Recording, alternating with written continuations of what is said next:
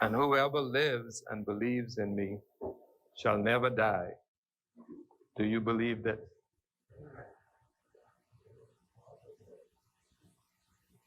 Over 2,000 years ago,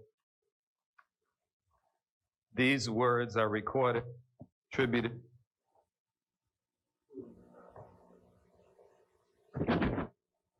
our Lord and Savior Jesus Christ.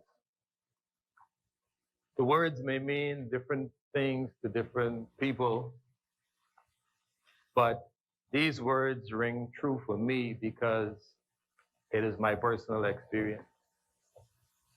I remember the time in my life when I was dead.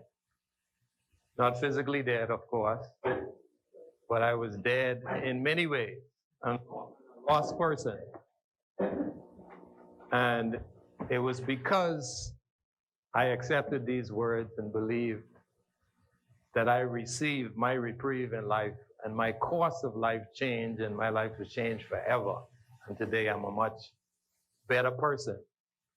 So to celebrate what is known as Holy Week and the resurrection, I'm just reminded of these words. It means different things to different people.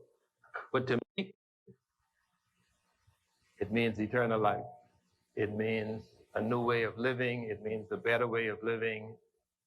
It means a change that has not only impacted me, but impacted thousands or even millions of people around the world that I've been able to influence. So as we go into this coming week, I just want you to ponder those words and ask yourself the question, what does it mean to you? What do those words mean to you? And what does Jesus mean to you? We live in a country that, for the most part, subscribes to the gospel, also known as the good news. And it's good news when somebody sets you free. Somebody redeems you from a price that you couldn't pay. And so I thank God today, and I'm grateful that I have had the opportunity to believe, to accept, to receive, and to benefit from this great gospel. I encourage you all this week to contemplate, to consider, and to examine again your faith and what these words mean to you. Amen? Let's bow our heads.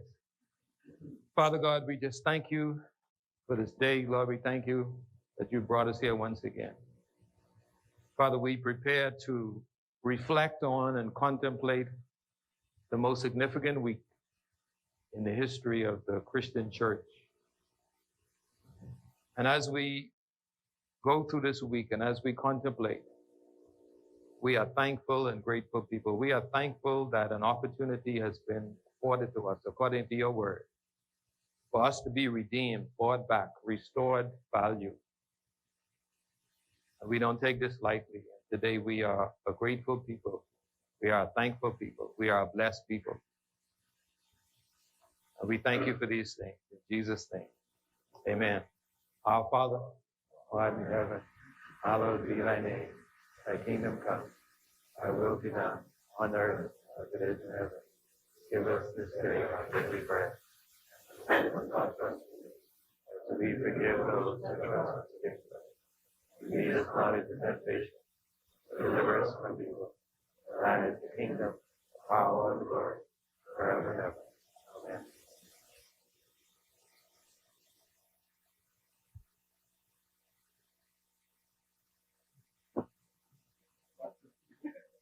Peter Turnquist, Brent Simonet, Desmond Bannister, Renwood Wells, Jeffrey Lloyd, Dr. Dwayne Sands, Marvin Dane, Frankie Campbell, Benicio de Aguila, Michael Pintard, Darren Henfield, Ramal Ferreira, Lanisha Roll, Renville Roll, Ellsworth Johnson, Philip Davis, Vaughn Miller, Lakeisha Parker Edgecombe, Hiram Lewis, Carlton Bolag, James Albrecht, Travis Robinson, Adrian Gibson, Donald Saunders, Frederick McAlpine, Hank Johnson, Mark Hume, Michael Folk, Miriam Ripley Manuel, Reese Chipman, Ruben Ramming, Ricky Mackey, Shannon Dawn Cartwright, Janelle Ferguson, Glennis Hannah Martin, Priceville 4, Chester.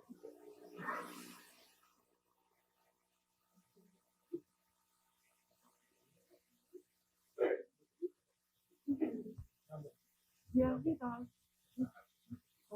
Maybe the table 68. 68.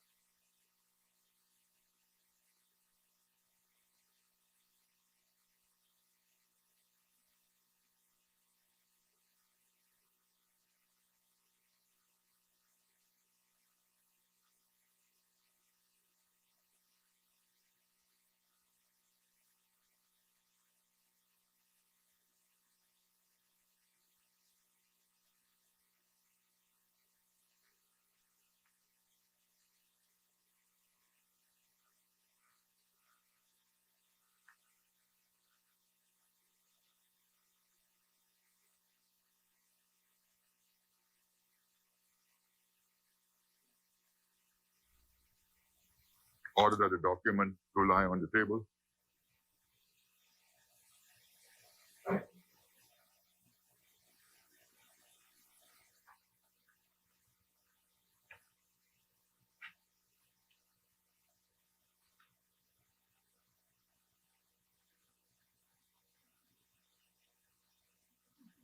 Honorable members, I also wish to adopt on the table for the record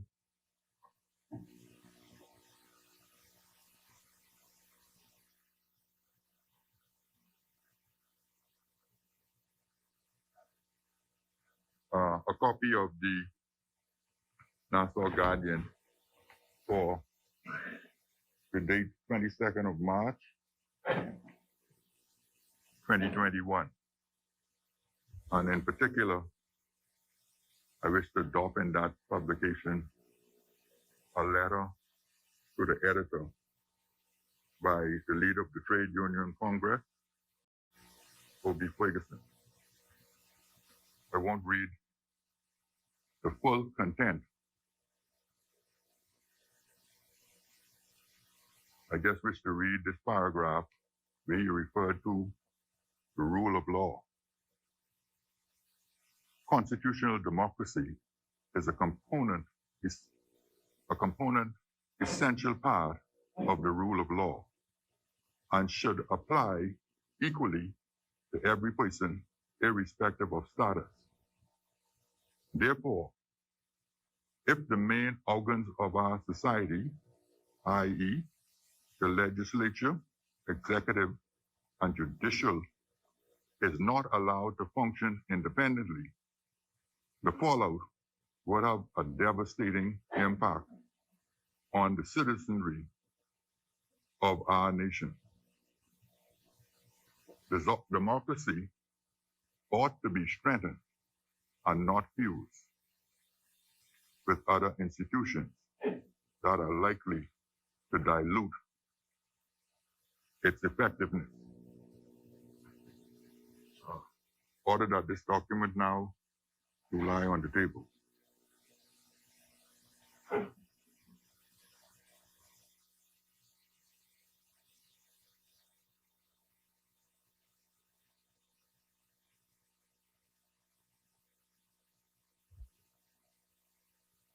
introduction and swearing in of new members,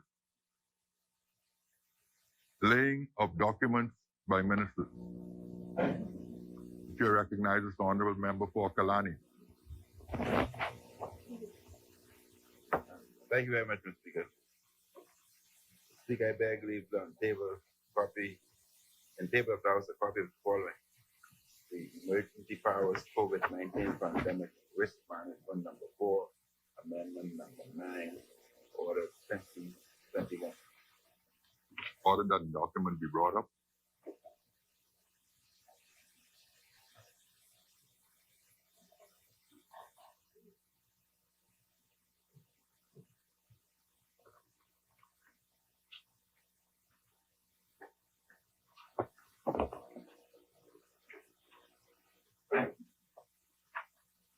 Order that the document do lie on the table. Further laying of documents. Mr. Speaker, I'm only giving notice that at the appropriate time of the agenda, I will lay a resolution with respect to the new housing development that is proposed to construct for the young millennials, young individuals between ages of 18 and 45. But it will come at the appropriate time of the agenda. Thank you, Honorable Member. Further laying of documents by ministers. The chair recognizes the Honorable Member for Bamboo Town. Mr. Speaker,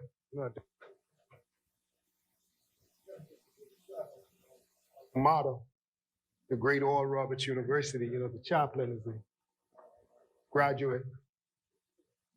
Dave Burrows, Pastor Burrows, were both graduates of that great institution that is doing fantastic and amazing things inside the NCAA championship. They are the darlings of the sport, having achieved what folks believed was unachievable by a school of that size.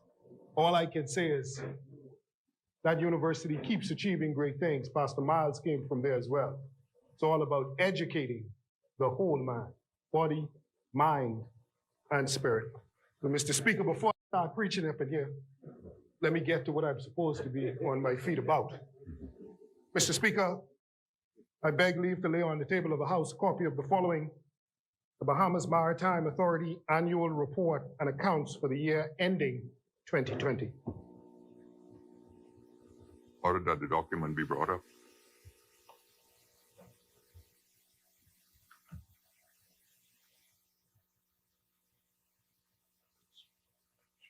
Order that the document do lie on the table. Further laying of documents by ministers. The chair recognizes the Honorable Member for Bamboo Town. Mr. Speaker, I beg leave to lay on the table of the House a copy of the following: the Consumer Protection Commission Annual Report for the period the 1st of April 2019 to the 31st of March 2020. Order that the document be brought up.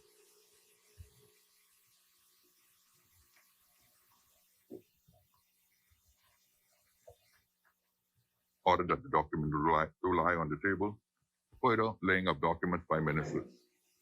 Chair recognizes the Honorable Member for Bamboo Town.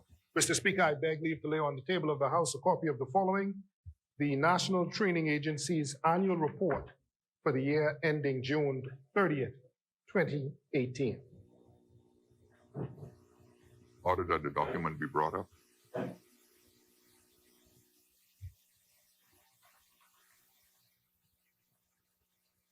Order that the document do lie on the table. Further laying of documents by ministers. Fantastic. Mr. Speaker, no further laying of documents by ministers. Thank you, Honorable Member. Statements and communications by ministers. The chair No recognizes- statements and communications by ministers, Mr. Speaker. Thank you. Communications by the clerk. Messages.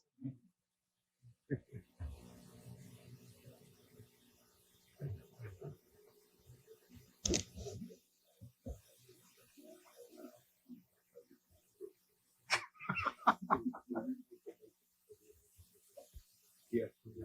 Theory.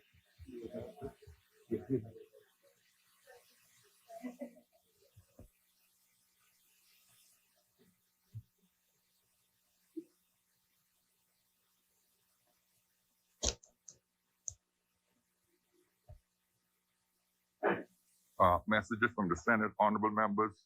I have several messages from the Senate. Message number 68, message number 69, 70, and 71.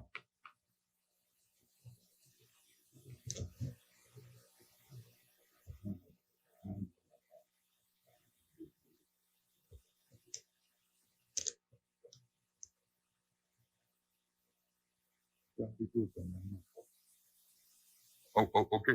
Honorable members, I'm in possession of 5 messages from the Senate. The first 4 messages are routine messages. The 5th message will be dealt with at consideration of Senate amendments. It has a number of amendments in that. So the first message is message number 68, message from the Honorable Speaker, to the Honorable Speaker and members of the Honorable House of Assembly with respect to a bill for an act to provide for the continuation of the civil aviation of the Bahamas as the Civil Aviation Authority, Bahamas, its functions and composition, and for matters connected therewith. For a bill for an act to establish a separate Bahamas Air Navigation Services Authority with its functions and composition, and a bill for an act to repeal and replace the Civil Aviation Act 2016 to modernize the regulation of civil aviation in the Bahamas in accordance with the Chicago Convention and for connected purposes. That's message number 68. Message number 69 is with respect to a bill for an act to amend the Court of Appeal Act to provide for the appointment of an assistant registrar of the Court of Appeal and for connected purposes. Message number 70 is with respect to a bill for an act to provide for the protection and sustainable use of biological resources and traditional knowledge.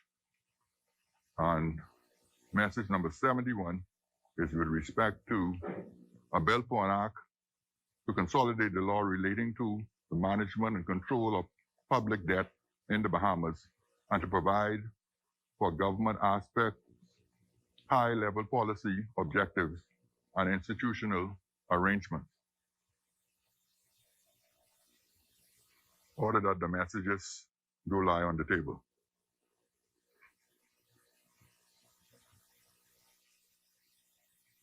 Motions for leave of absence, leave to resign, seek, and new writs.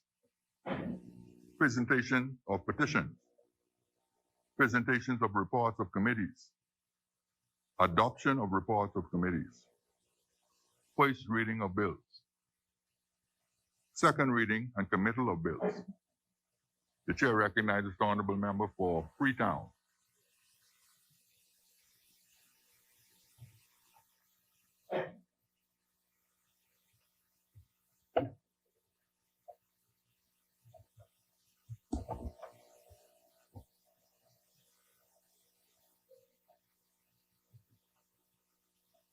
Good morning, Mr. Speaker.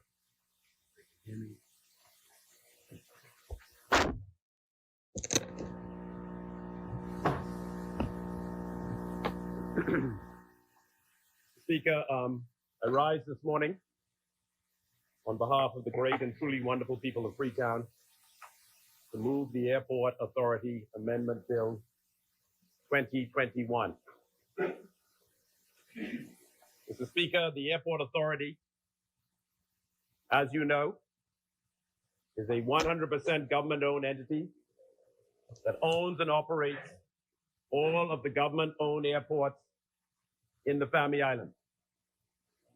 Mr. Speaker, there are 28 Family Island airports, 5 in Maikal, 4 in Abaco, 4 in Andros, 3 in Exuma, 3 in Alusra, 2 in Cat Island, 2 in Long Island, 1 in the Berry Islands, 1 in San Salvador, 1 in Rumkey, 1 in the Ragged Islands, and 1 in the Berry Islands. I think that adds up to 28, Mr. Speaker. In addition, the Airport Authority owns the Lyndon Findling International Airport, which it operates through its wholly owned subsidiary, the Nassau Airport Development Company, often referred to as NAD. So, Mr. Speaker, the Airport Authority owns, and in some cases operates, all of the country's government-owned airports. And the purpose of this bill is to authorize the acquisition of one more airport. That airport, Mr. Speaker, is the Grand Bahama International Airport, located in Freeport.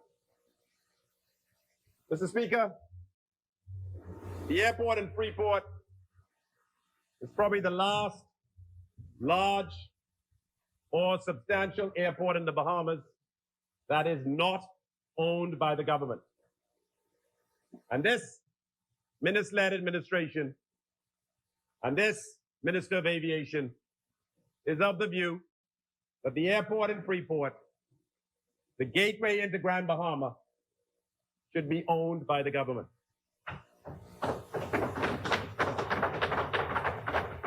Mr. Speaker, almost every major airport in every major city in every country on the planet is owned by the government. That is a fact. They may, in some cases, be operated by an experienced airport operator, but the ownership of the land, the buildings, the runways, and the taxiways is almost always owned by the government. The ability of the government to direct and control such a crucial piece of infrastructure, Mr. Speaker, is critical to the development of any economy. And it is for that reason that when the offer was floated for the government to purchase the Grand Bahama International Airport, the member for Kalani, Prime Minister Minnis, directed me and the Minister of State for Grand Bahama, James Kwesi Thompson, to go forth and buy the people of Grand Bahama, and by extension, the people of the Bahamas, that airport in Freeport.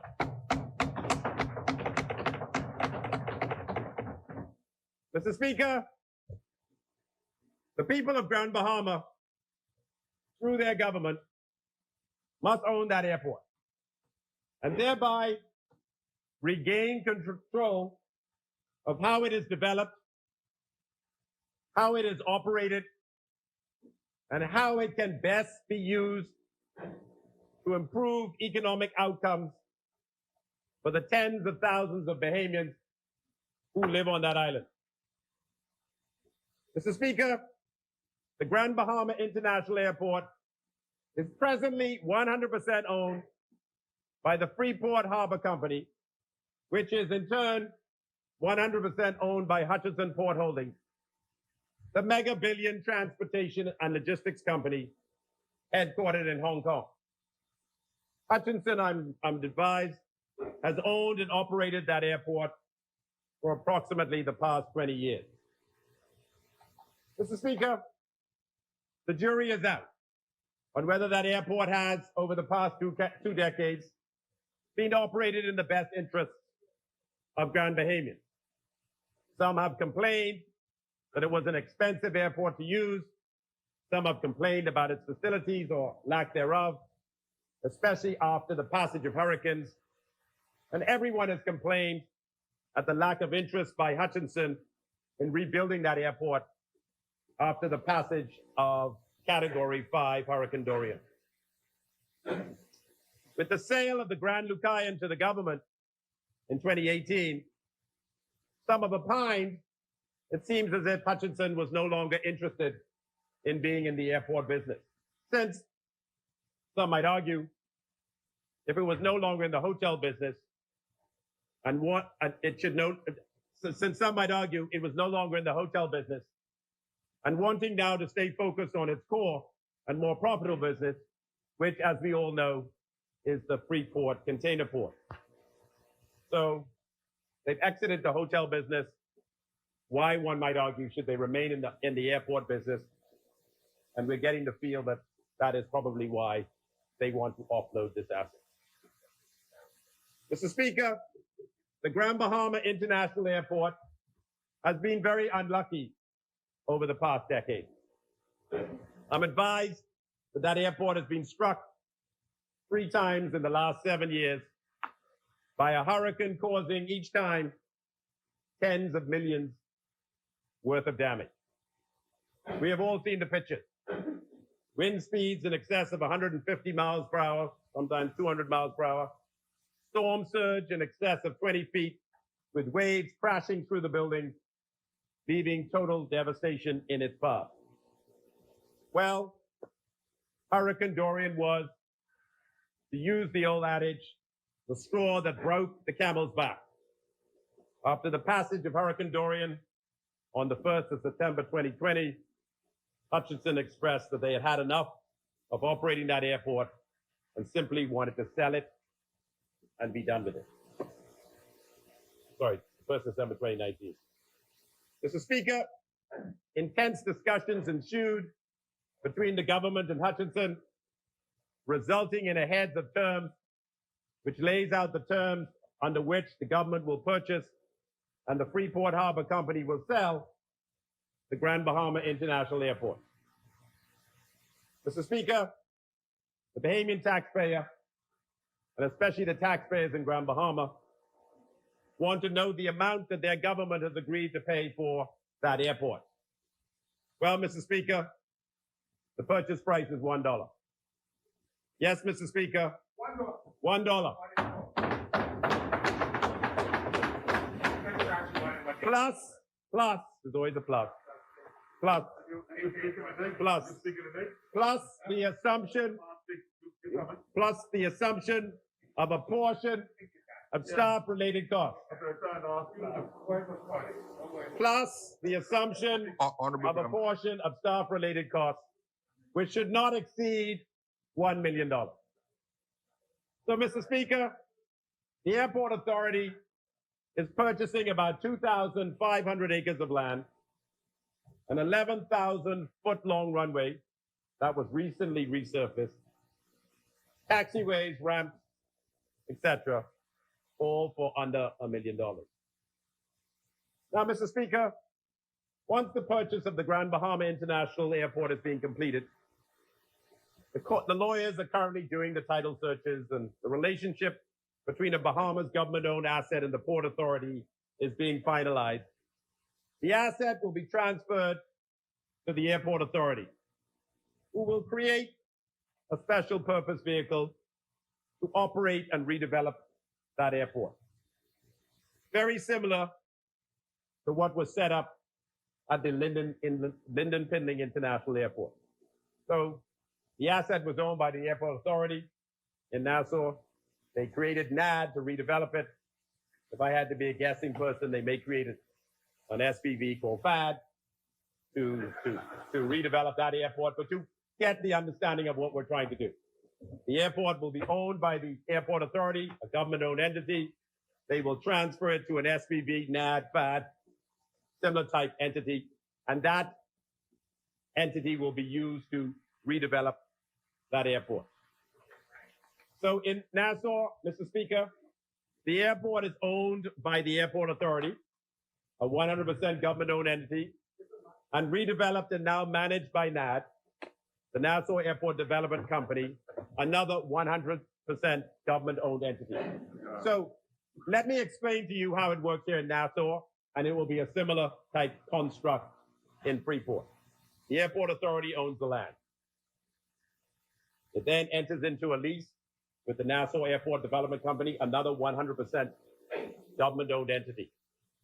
They are responsible for raising the funds to redevelop the airport, and then they entered into a management agreement with, at the time, a Vancouver management company. So the new name of that company is now Vantage. So if you take Bernice Joaquin, for example, the managing director of NAD, she's actually employed by Vantage, and she is responsible for managing a 100% government-owned asset. And they also take care of and deal with the bondholders or the debt that was raised on that airport. So to give another example, in Nassau Airport, they ran out and they raised about $430 million to redevelop that airport. With interest, it has grown to about $500 million. So $500 million was secured to produce what we have at the Lyndon Pindling International Airport. And the user fees paid for the repayment of that debt and keeping that airport in tip-top shape. In Freeport, once the transaction is completed, the airport will be owned by the Airport Authority and redeveloped and managed by an SPV, similar in construct and purpose to NAD. That SPV will be charged with redeveloping, rebuilding, and making a new airport in Freeport far more resilient against significant weather events such as hurricanes. Mr. Speaker, I have always gone on record that negotiating and purchase the airport, what we are doing now, is the easy part. Once we purchase the airport, the real work, the difficult work, the challenging work will begin. Mr. Speaker, it makes no sense to purchase this airport and not realize that your first step will be designing an airport that is far more resilient to hurricanes than in the past. I would have mentioned that this airport has been hit by 3 hurricanes in the past 7 years, and in each instance, tens of millions of dollars of damage would have been incurred. So it makes no sense, to me at least, to build back a facility that is prone to the same amount of devastation and destruction that has been sustained in the past. We must build back a facility that can sustain wind speeds in excess of 150 miles per hour and is not wiped out by storm surges in excess of 20 feet. Mr. Speaker, everyone has a theory on how to build in that resiliency.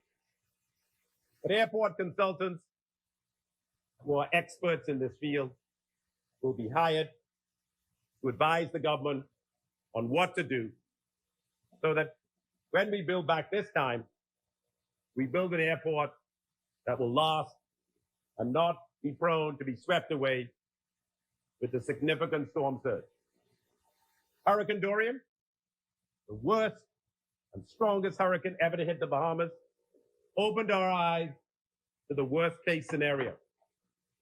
So in redesigning a new Grand Bahama International Airport, we must remember the worst case scenario and design accordingly. In that vein, Mr. Speaker, the government has entered the dialogue with the Inter-American Development Bank, who is assisting us and providing us with funding to hire a consultant with proficient expertise, proficient background to help us design a new airport in Grand Bahama. That contract has been approved, is about to be entered into, and we will begin the exercise of designing an airport that, as I said, will build in that resiliency. Mr. Speaker, it is no secret that redesigning and rebuilding a new state-of-the-art airport in Freeport that is resilient against Hurricane Dorian-type hurricanes will cost tens of millions of dollars. I've gone on record, looked through the papers last night, to say that it'll probably be in the region of $40 to $50 million. Mr. Speaker, everyone is aware of the country's current financial situation. Hurricane Dorian, the worst hurricane to hit the Bahamas ever, followed by this once-in-a-century coronavirus pandemic, has devastated the finances of the Bahamas. Government revenues are projected to decline by almost 30% from $2.4 billion in 2019 to $2.1 billion in 2020 to $1.7 billion in 2021, while government expenditures will increase by 15% over the same period, going from $2.6 billion in 2019 to $2.9 billion in 2020 to $3 billion in 2021, as the government attempts to keep the economy on life support through its rebuilding efforts in Abaco and Grand Bahama and its food assistance and income support programs until we get on the other side of this pandemic. Mr. Speaker, you look at the finances of the country and you wonder to yourself where we can get this $40 to $50 million to build this critical airport in Grand Bahama. This is a major issue. The people of Grand Bahama are looking for a new airport. The finances of the government are extremely challenged as the pandemic and the hurricane have created these large deficits, which we all agree are unsustainable. This year, Mr. Speaker, we project a budget deficit of $1.3 billion. $1.3 billion. And yet, the needs are great, and persons are really looking for how are you going to bring this airport to fruition. Mr. Speaker, the hurricane and the pandemic have put a significant strain on the finances of the government of the Bahamas. And so once again, the government will seek to enter into a PPP, a public-private partnership, to assist in the rebuilding of this airport.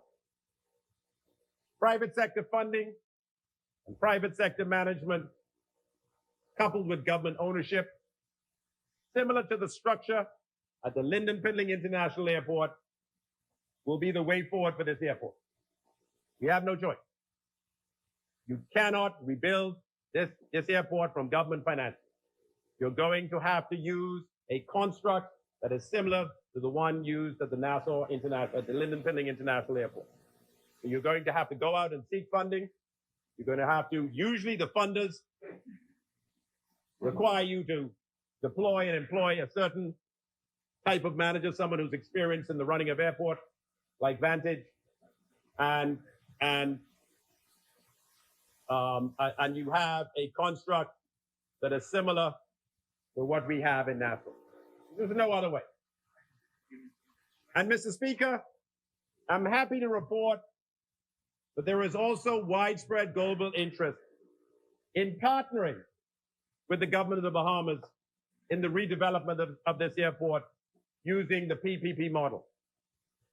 In due course, the government will devise and issue a request for proposal inviting interested parties to put in a proposal for the redevelopment and management of this airport. And with the assistance of our consultants, guide the decision of the best fit partner for the government of the Bahamas and by extension, the people of Grand Bahama. Now, I've heard certain comments. Okay, Mr. Speaker, I'll come back to that. I am pleased to also advise that pending the redevelopment of the Grand Bahama International Airport, the government is committed to spend $1.5 million to repair further some of the Hurricane Dorian devastation at the airport. Funds are earmarked to repair the air traffic control building and replace the elevator system in the building and the air traffic control tower, create office space in the old domestic terminal, and effect repairs to the current cargo building. The government, when we take ownership of it, the government will also explore what is necessary to reopen the U.S. pre-clearance facilities at the Grand Bahama International Airport, although indications are that an increase in traffic between the island of Grand Bahama and the United States is a required first step to restarting this arrangement. The U.S. has indicated, they ask me all the time, when you think you're going to be ready. They obviously need a secure facility in which to restart their pre-clearance facilities. We have to build them a terminal that obviously meets their guidelines and security concerns.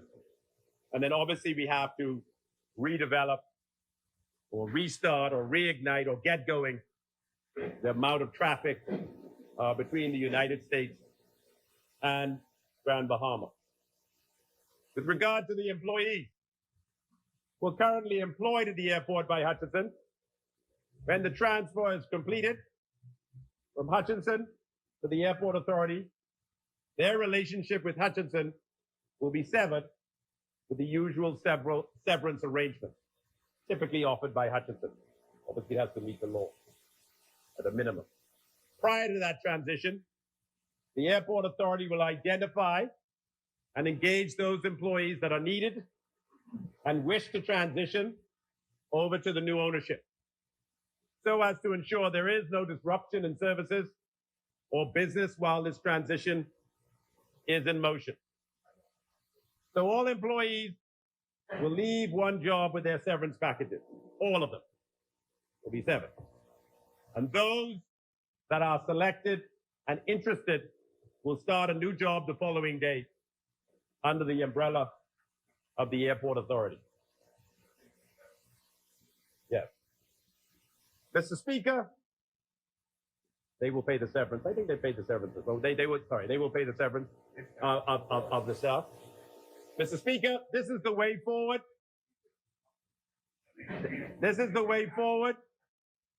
This is the way forward for the Grand Bahama International Airport.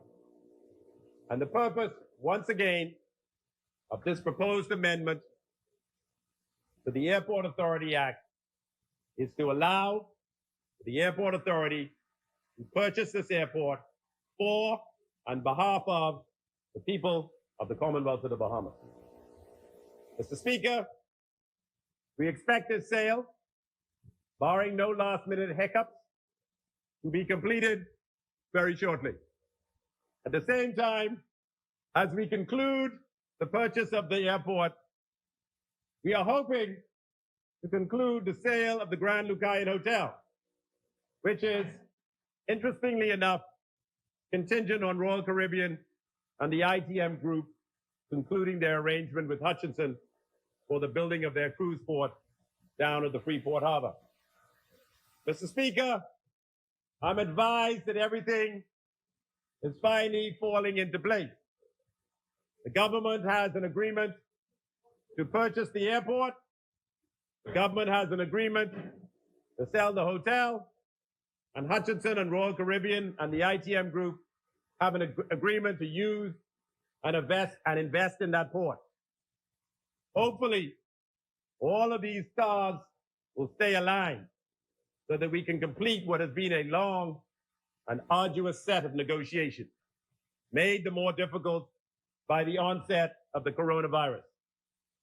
The conclusion of all of these transactions will, we believe, signal a new beginning for Grand Bahama, which, as we all know, has been the brunt of so many external shocks and extreme weather events that for many, the situation has become quite desperate. Hopefully, with the conclusion of all these much talked about transactions, the rebuilding of Grand Bahama can continue in earnest. This F&M government has never given up on Grand Bahama, unlike the opposition, who often said that the government should not involve itself in the purchase and in my mind, the saving of the Grand Lucayan. Stay away from that hotel, they said. Do not invest in that hotel, they said. And while the carrying costs have been far more than we ever anticipated due to Hurricane Dorian and the onset of the pandemic, we have never given up on Grand Bahama, pushing hard every day to conclude all of these important transactions to try to turn things around in what is clearly a very challenging environment.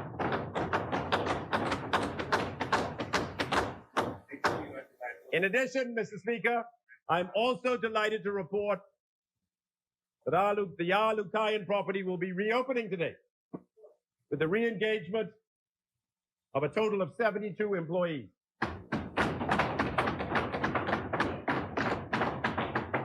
The naysayers will probably opine that this is nothing special. Reopening a hotel with a staff complement that is less than what it was when it was last opened. Mr. Speaker, the world is still in the grips of this odious coronavirus pandemic, which has negatively impacted passenger loads in all tourism-related businesses, namely hotels, airlines, airports, leading to deep, deep cuts in employment levels in these types of businesses. Mr. Speaker, I spoke in my midterm budget presentation to say that we have been significantly impacted by the coronavirus. The layoffs, the unemployment that has resulted in our tourism sector as a result of this coronavirus has been gut-wrenching and heartbreaking. But Mr. Speaker, we are, I believe, on the cusp of a rebound in the tourism sector, given the extremely robust rollout of the vaccine in our core, which is the United States, from which over 80% of our foreign visitors originate. Studies reveal that Americans have an extremely large pent-up demand to travel. Airlines and airports in the U.S. are currently experiencing significantly increased passenger loads for domestic travel. And once more people get vaccinated, we expect the demand for travel to the Caribbean, the Bahamas, to increase significantly. Mr. Speaker, with cruise lines at a dead stop, 2019, I would have told you, 5.4 million passengers would have come to the Commonwealth of the Bahamas via cruise ship, making in excess of 7 million stops, down to zero as a result of this pandemic. As a result, we consider it a feather in our cap to have convinced Crystal Cruises and Royal Caribbean to commence home porting in Nassau over the upcoming summer months and into the fall. Mr. Speaker, this is the first time in recent history that we would have convinced any cruise line to home port in the Bahamas. Mr. Speaker, what is home porting? Home porting is the port where a cruise starts and a cruise ends. So passengers will now fly into Nassau, bringing some much-needed activity to the airport, and use local transportation, taxis, buses, and tour companies to get from the airport to the port before they board their cruise. The Nassau Cruise Port will now have business it did not anticipate, as well as stevedoring companies, baggage handling companies, security companies, etc. Hopefully, some of the passengers will arrive in the destination a few days before the cruise or stay a few days in the destination after the cruise, creating economic impact in our local hotels and restaurants. Studies reveal that cruise passengers spend 5 times more in a home port than in a typical destination where they are usually only on the ground for a couple of hours. So, Mr. Speaker, the Ministry of Tourism is delighted that we have been able to find 2 cruise lines that are willing to partner with us to make this home porting concept a reality. Royal Caribbean. Which point you make? Honorable members. I'll take a water break.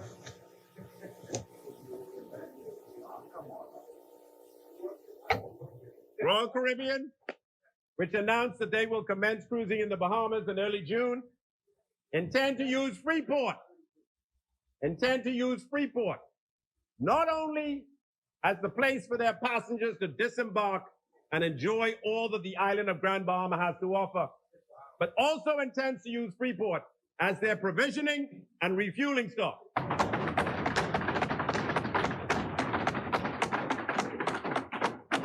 So more business for Grand Bahama. Containers with provisions will have to be brought into Grand Bahama, offloaded from the cargo ship, loaded onto the cruise ship. The same with fuel, all of which will create further employment opportunities for Grand Bahamians. Just in case Pine Ridge didn't hear that, because, you know, he tends to talk over me sometimes. So the containers will be coming in from the U.S. They'll have to be offloaded, transported to the ships, unloaded onto the ships. Also, they will be using Grand Bahama as a refueling stop. And they intend also to use Grand Bahama in some of the cruises that they're starting elsewhere as a technical stop. So you're going to come in there, even though the cruise is not intended to come into the Bahamas, because I think they're looking at cruises to Bermuda and other islands. They are going to use Grand Bahama as a technical stop. So what does a technical stop mean? It stops there. Passengers don't get off. That wasn't a part of the itinerary, but they will still use that port to provision their ships and to refuel their ships. Also, I am sure that some local provisioning will have to take place, creating further opportunities for local businesses. You know, when the cruise ship come in, the container reach, oh, they forget to put this, oh, they forget to get that. We need to source it locally. They need a part. They need someone to come and fix something. The ship will be there. These other offshoots will result as a fact that they're going to use Grand Bahama as really their center for provisioning, looking after their ships. They don't want their ships during the cruise to actually touch the United States. So that has created an opportunity for us in Grand Bahama. When Michael Bailey was on, who's the president and CEO of Royal Caribbean, was on the conference call with me on the what do you call it, the press conference with me. He was asked, do you think that this is going to continue once the ports in South Florida start? He said, well, you know, we've never done this before. We will see. Our customers will tell us what works for us. And so we really have to shine. We really have to really make this work so that once their comfort zone, which is Florida, comes back on stream, we have to prove that we can hold that big. So we can try as hard as we can to offer an exceptional service to our cruise ship. One other benefit, Crystal Cruises, in their home porting concept, they came to us and they said, you know what? We want a home port in Nassau, and we want to conduct a 7-day cruise, but we want all of those 7 days, every single one of those 7 days, to be in the Bahamas.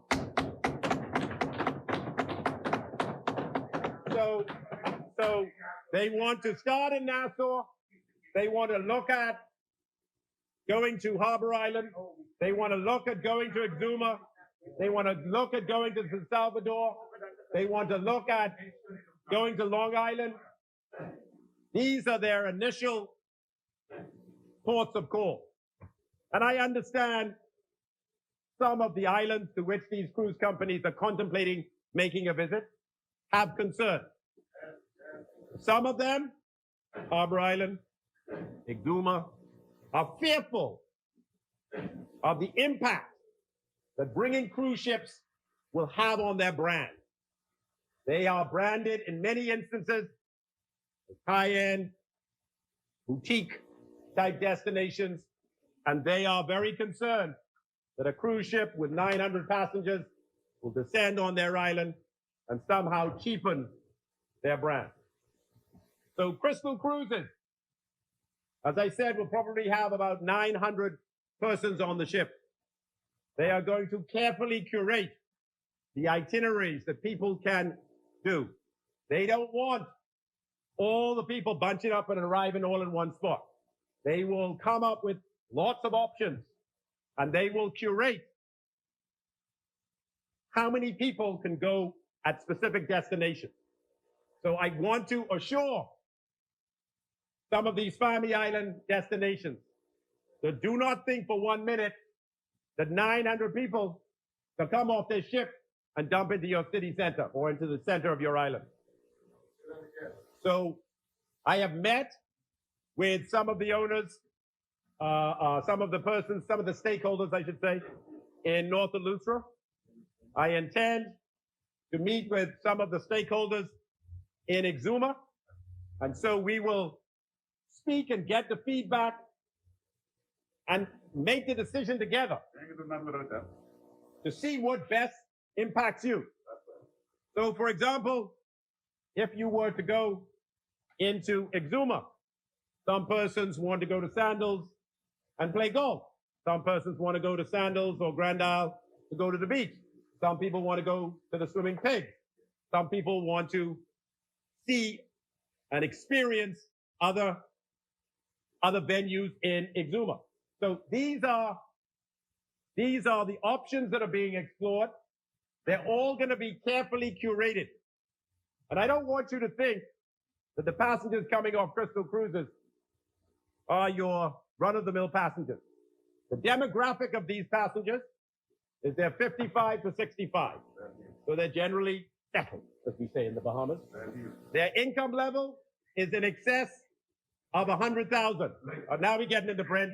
Now we're getting the St. Anne's category. So now they're in, their income level is in excess of 100,000.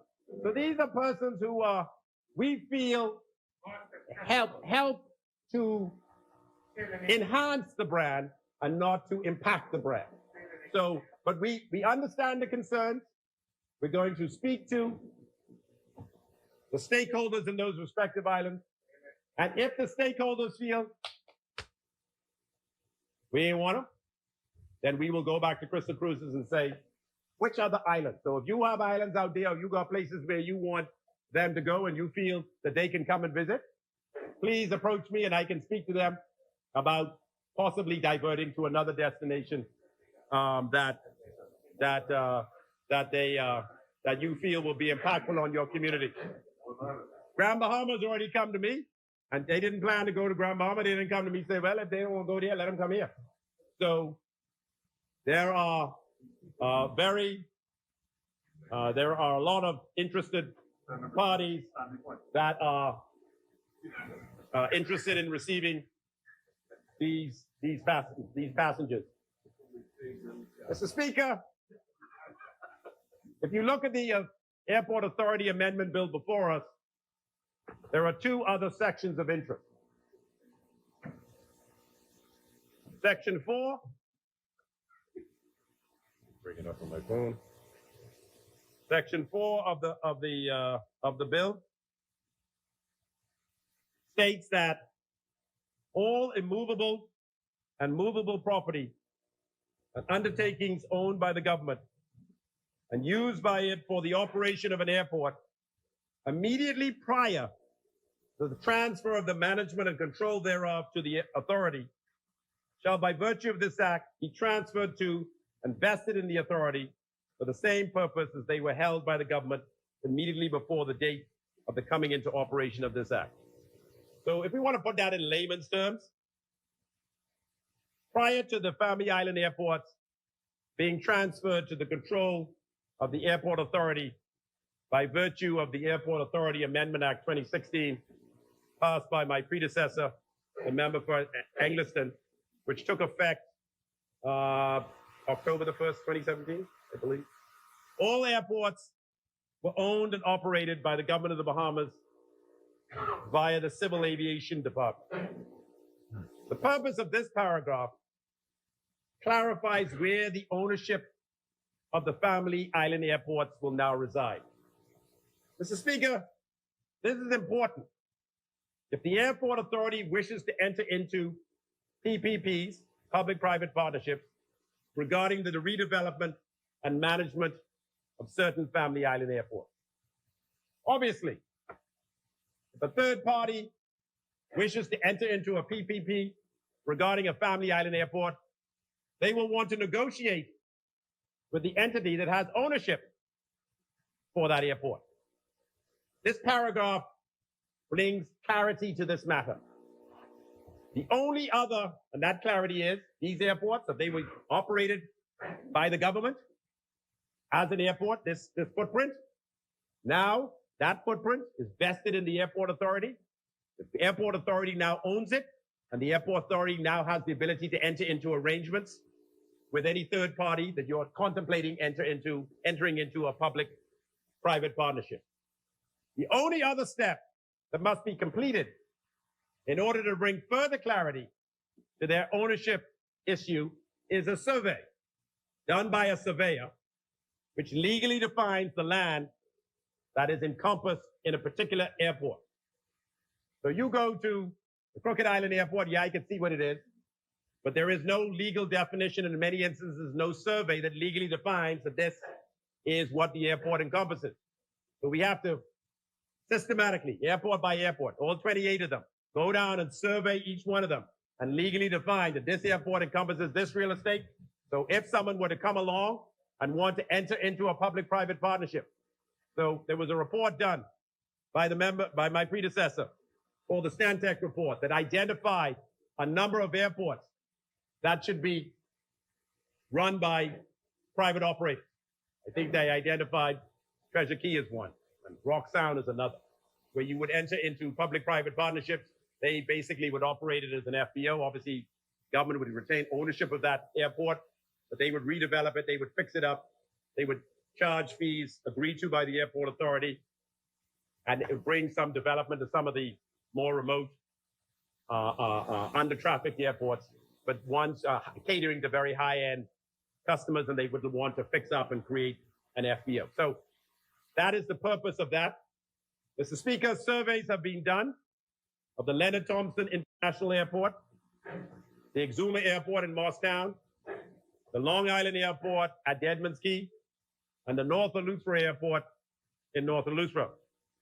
These are the Family Island airports that the government wishes to enter into PPPs. And as other airports are identified as possible PPP candidates, those surveys will be done at that time. Obviously, there's a substantial cost. I think it cost the government about $400,000 to do all of these surveys. So they are very costly. So as persons pop up and say, look, I'm interested in entering into a PPP with this airport, it doesn't negate from the government's responsibility to maintain that airport. But if someone decides to come up and we feel that that's a mutually beneficial relationship, we will survey the airport, legally define what lays out, and then the Airport Authority will enter into a relationship where you manage that airport, you invest in that airport, you manage that airport, but the ownership will always be in the hands of the Airport Authority. So all of the assets of the airport will be owned by the government. So all we're contemplating is very much the same as what we're doing out here at the Port of Nassau. We're entering into a concession or entering into a PPP. Yeah. So that is what we are contemplating. The other sections of interest are sections 5 and 6, which allow for the airport authority to delegate the management of the operation of Enleaf Family Island Airport to one or more independent contractors. The purpose of these sections are to facilitate and clarify the ability of the authority to enter into PPPs and to allow for the redevelopment and management of certain Family Island airports. So we are allowing for clarifying understanding that to redevelop these Family Island airports will, even the four that we've identified, Exuma, Long Island, North and Lustra, and Abaco, will probably cost north of $200 million. And the government of the Bahamas probably spends $500 million a year on capital improvements. And that budget has always been cut because of the pandemic. So really, we have a funding problem. We have a lot of airports. Probably the most airports per capita in the world. And these airports, these ports of entry, cost a fortune to redevelop. Runways are expensive. Terminal buildings are expensive. And a population of 400,000 people, it's an incredibly hard burden for us to bear. So we're going to have to partner very much as we did at the Nassau and the Lyndon Pilling International Airport. We're going to have to replicate that model as much as possible to our Family Island Airport. What will this mean? It will probably mean that Family Island airports, we collect no fees or very little fees from them. Passengers don't pay anything to use those airports. They don't pay a thing. And that model is unsustainable. So every airport now in the world has some sort of passenger facility charge. And we don't charge anything. Did they? So the only airports where passenger facility charges are being currently charged are LPIA and Freeport. But if we want to bring our airports up to world-class level, we're probably going to have to contemplate the introduction of a passenger facility charge to help fund these public-private partnerships, which are so necessary for the redevelopment of these airports. Mr. Speaker, in my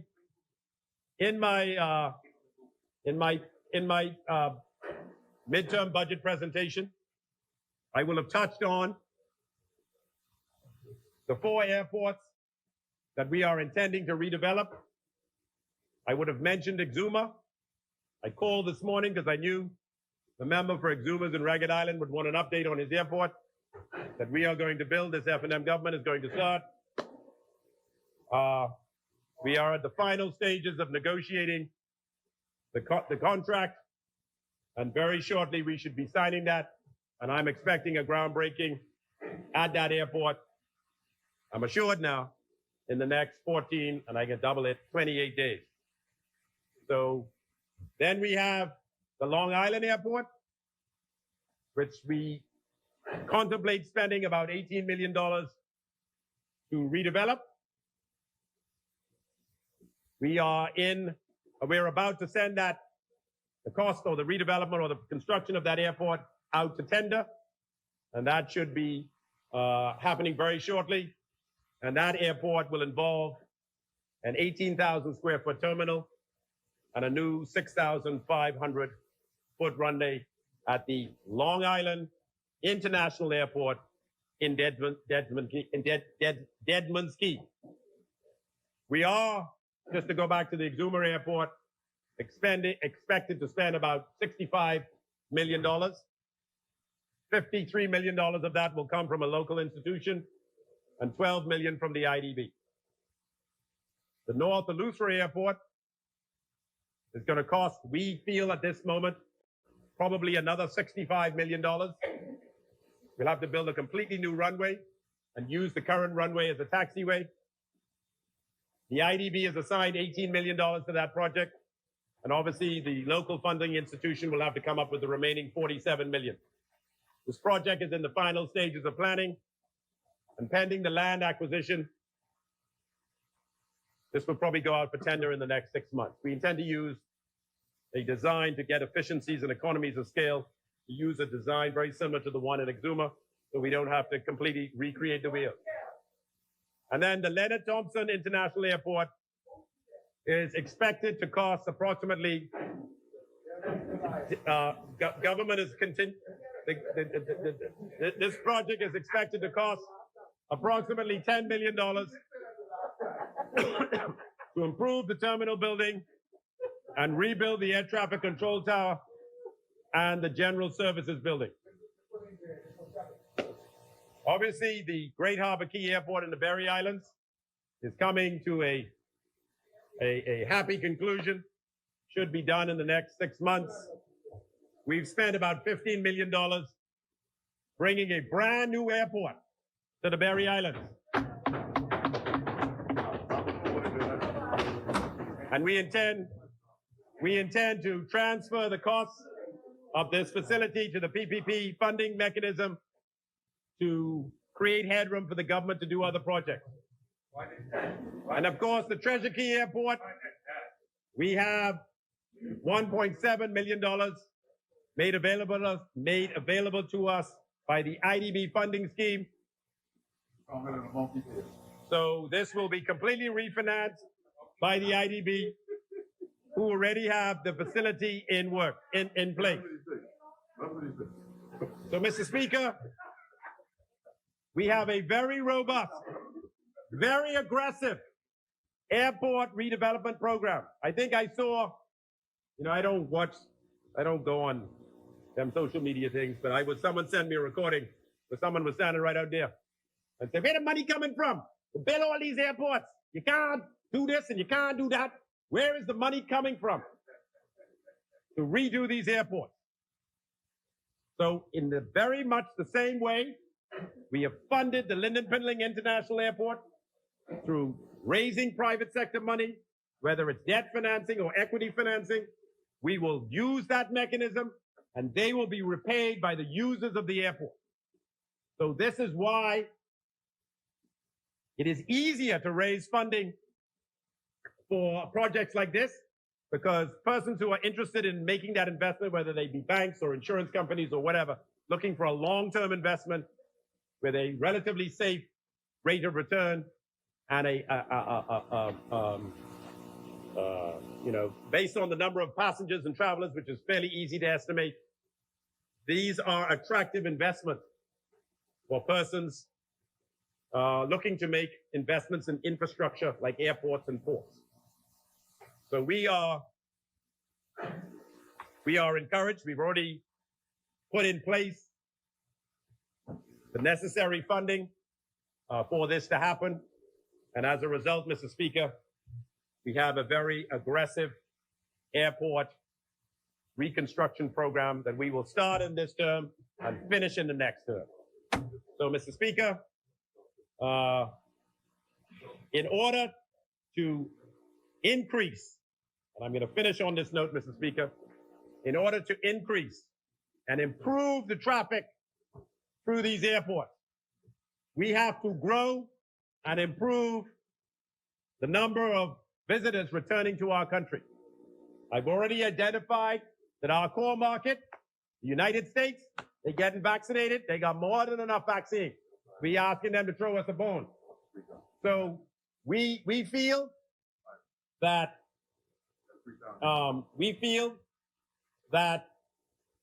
there is huge pent-up demand, and tourism will be rebounding very quickly. I expect during the course of the year, the number of visitors coming back to our country as they get vaccinated, as they feel confident enough to travel, that tourism will begin to rebound. Now, Bahamians, we have to do our part.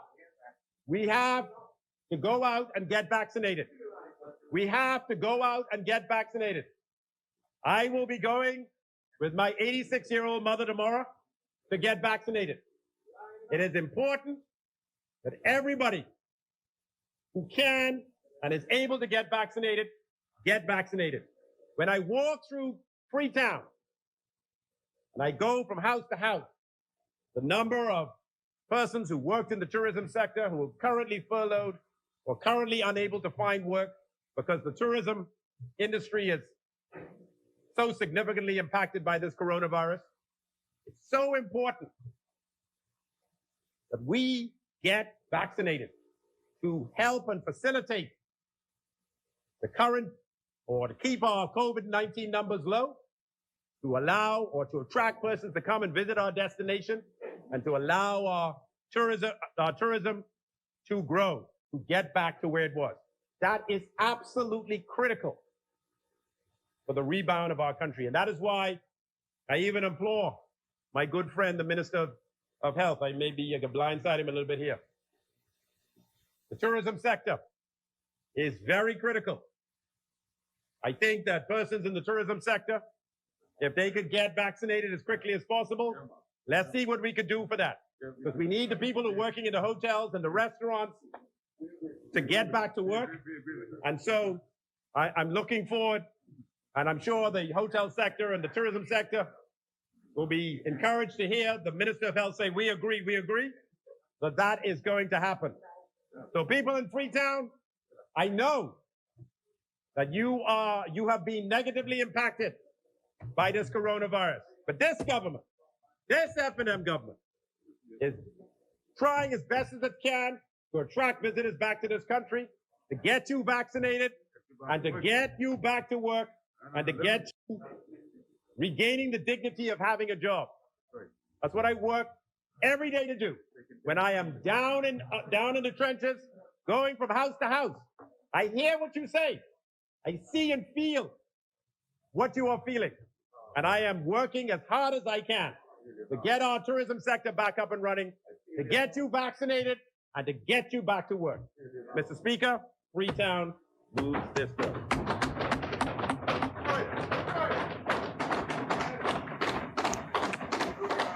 Thank you, Honorable Member.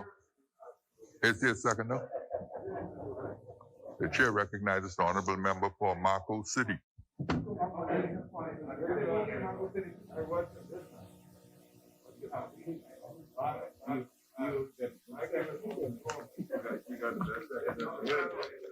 That's second in the word. Thank you.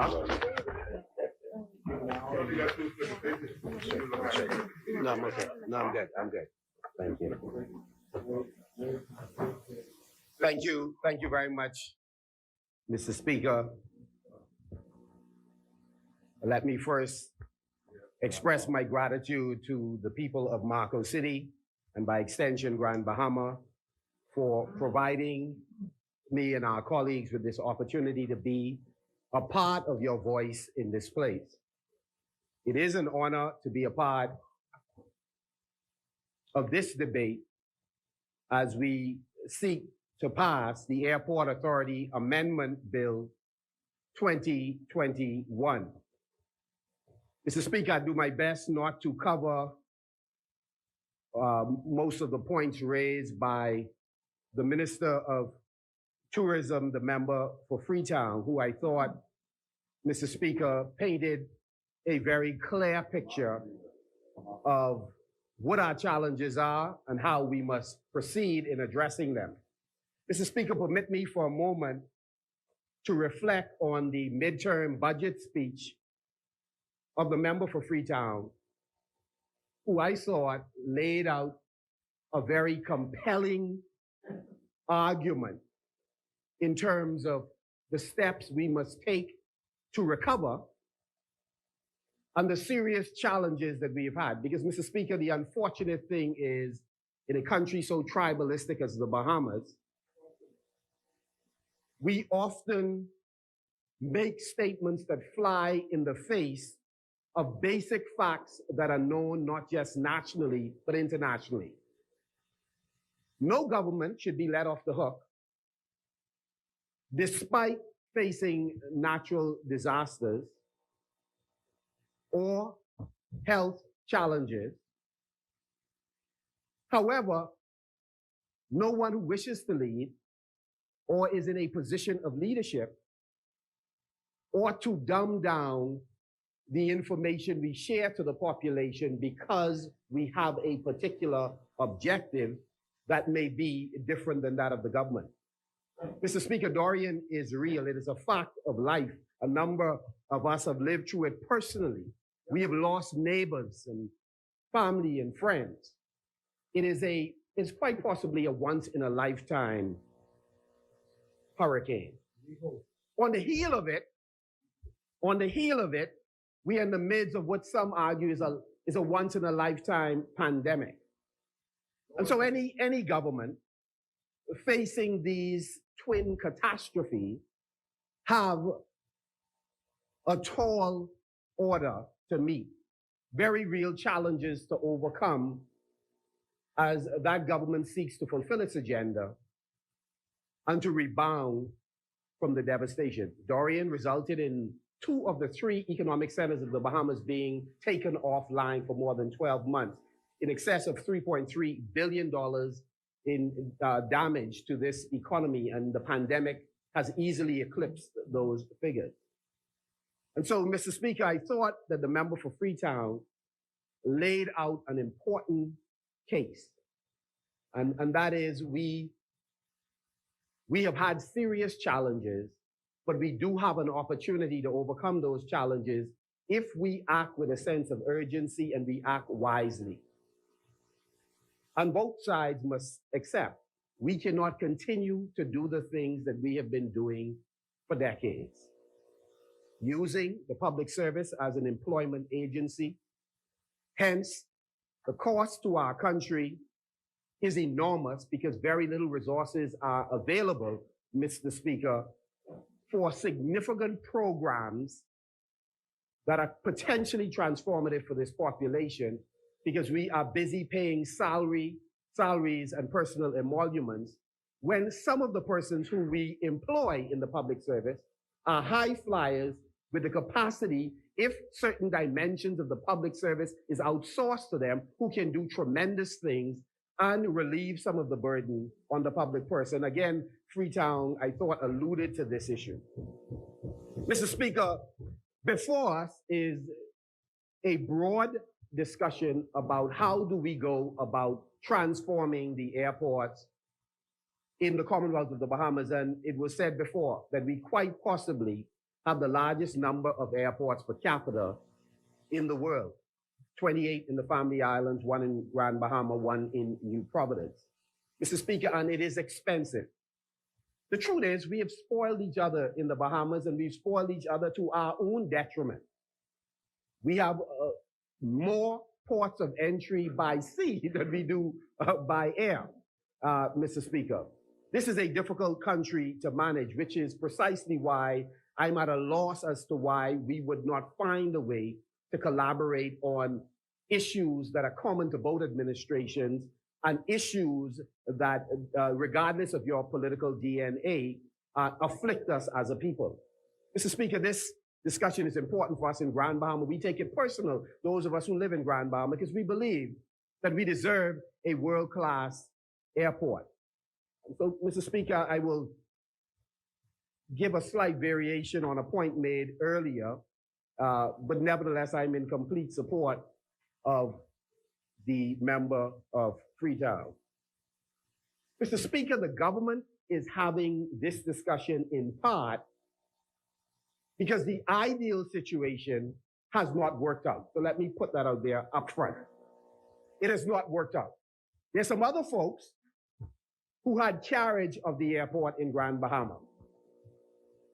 And being an entrepreneur in my previous life, I certainly understand that when one has suffered consistent losses, that the appetite for future risk may not be there.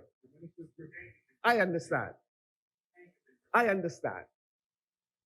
And we understand also that in the global community, many multinationals, and in some cases, even municipalities, are not all that altruistic. But this administration recognizes that notwithstanding that fact, we have an obligation to the people of Grand Bahama and by extension, the rest of the country.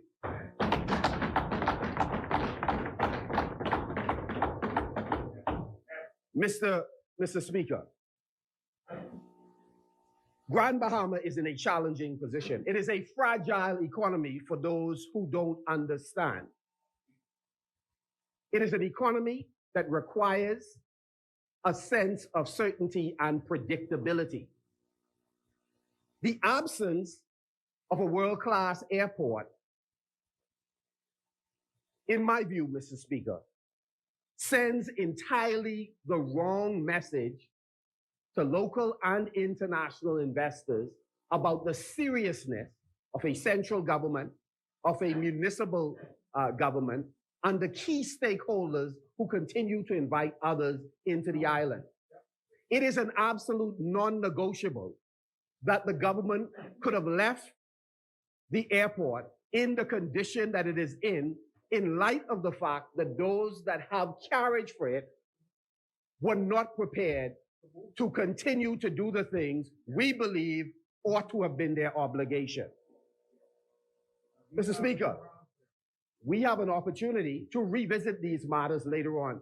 But until that day, today, there is a need for us to act and act decisively. And so I applaud my colleagues for taking the tough decision, even though it was understood in advance, it was very predictable what the criticisms would be from others who wish to sit where we are presently sitting, Mr. Speaker. So it begs the question right away, what is the value of a world-class airport in Grand Bahama? Mr. Speaker, let me just offer a couple of thoughts. One, it expands the options or opportunities for planes of varying sizes to come to our destination for business or pleasure. There is a need for us to expand the airport and to do so in a significant way that contemplates the future of Grand Bahama, a future that must be different than the one that we have presently. There is a need for transformation. Incremental improvements will not wake Grand Bahamians up and get their bloods boiling to invest in the island-wide or national development project. They need to hear a clear vision. Two, what is the value of such an airport in Grand Bahama? The proposition of a new airport sends the right signal to potential investors, to residents, international groups, and other stakeholders that the government is at a minimum optimistic about the future of the island and is prepared to take the necessary steps to facilitate its development. Mr. Speaker, the truth is the public does not buy the story when members of the municipality, GBPA, would point a finger at the government, or the government points a finger at GBPA, or the licensee point. People are not on that run. What they do know is that, one, we are elected to change the status quo. Secondly, they know that if you are from the GBPA, you are benefiting in a number of ways because of a privileged position today and historically. Therefore, you have an obligation. And they understand if you're a big player, that in many ways, as was demonstrated by the last administration and the way in which the discussions about incentives were carried out, that there's a view that sometimes big players can get more. And both administrations right now, Mr. Speaker, have to revisit this issue and have a candid discussion about who should be paid. And I'll come to that in just a moment and offer a thought. So Mr. Speaker, it is absolutely important that there is collaboration between the stakeholders. The third reason why this a world-class airport is important, a commitment to build a world-class airport enables airlines to plan strategically for the long term and encourages investors to consider long-term initiatives for the island. I thought the member for Freetown made the case clearly. We are now pursuing home porting on the cruise side. What possibilities can we open up if we built an airport that is not only attractive, climate smart, but takes into consideration future business opportunities for airlines, present or those that will be established, to whom port in Grand Bahama. Excellent, excellent. Grand Bahama Deepwater Mr. Speaker, a state-of-the-art airport opens the possibility for Grand Bahama to attract any number of ventures that are ancillary, that can be operated in tandem with an airport. One point raised is cargo. We've had tremendous interest over the last few years under the past and present administration in cargo terminals, in independent airlines, particularly smaller airlines, setting up FBOs. We have had so much interest expressed and opportunities we have squandered over time. Mr. Speaker, the time has come that we must revisit this. The next question I wish to address, Mr. Speaker, is the importance of this decision to purchase, which has been roundly criticized.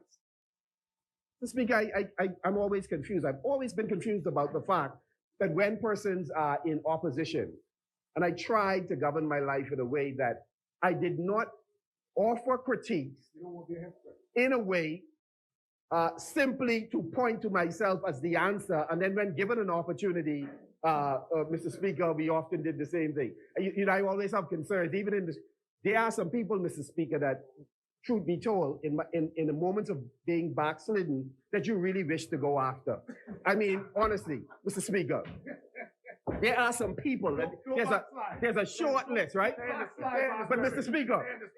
Speaker, but despite that temptation, I always remind myself that it is wrong for political organizations to put clouds over people's head, and then when they get in power to see the books, they have two choices. One, you can confirm the cloud and take the necessary action, or you could remove a cloud that you inappropriately put over somebody's head. But for whatever reason, we seem not to do it. Let me tell our children we have national heroes, incredible Bahamians who you should emulate, that you could be them with the baggage that you have attached to them. Incredible, Mr. Speaker. But Mr. Speaker, I made that point for this purpose. We have made a decision to purchase, and we should candidly as a country look at why we have done so. One, the government of the Bahamas has the primary responsibility for the development of this country as a whole, and Grand Bahama in particular.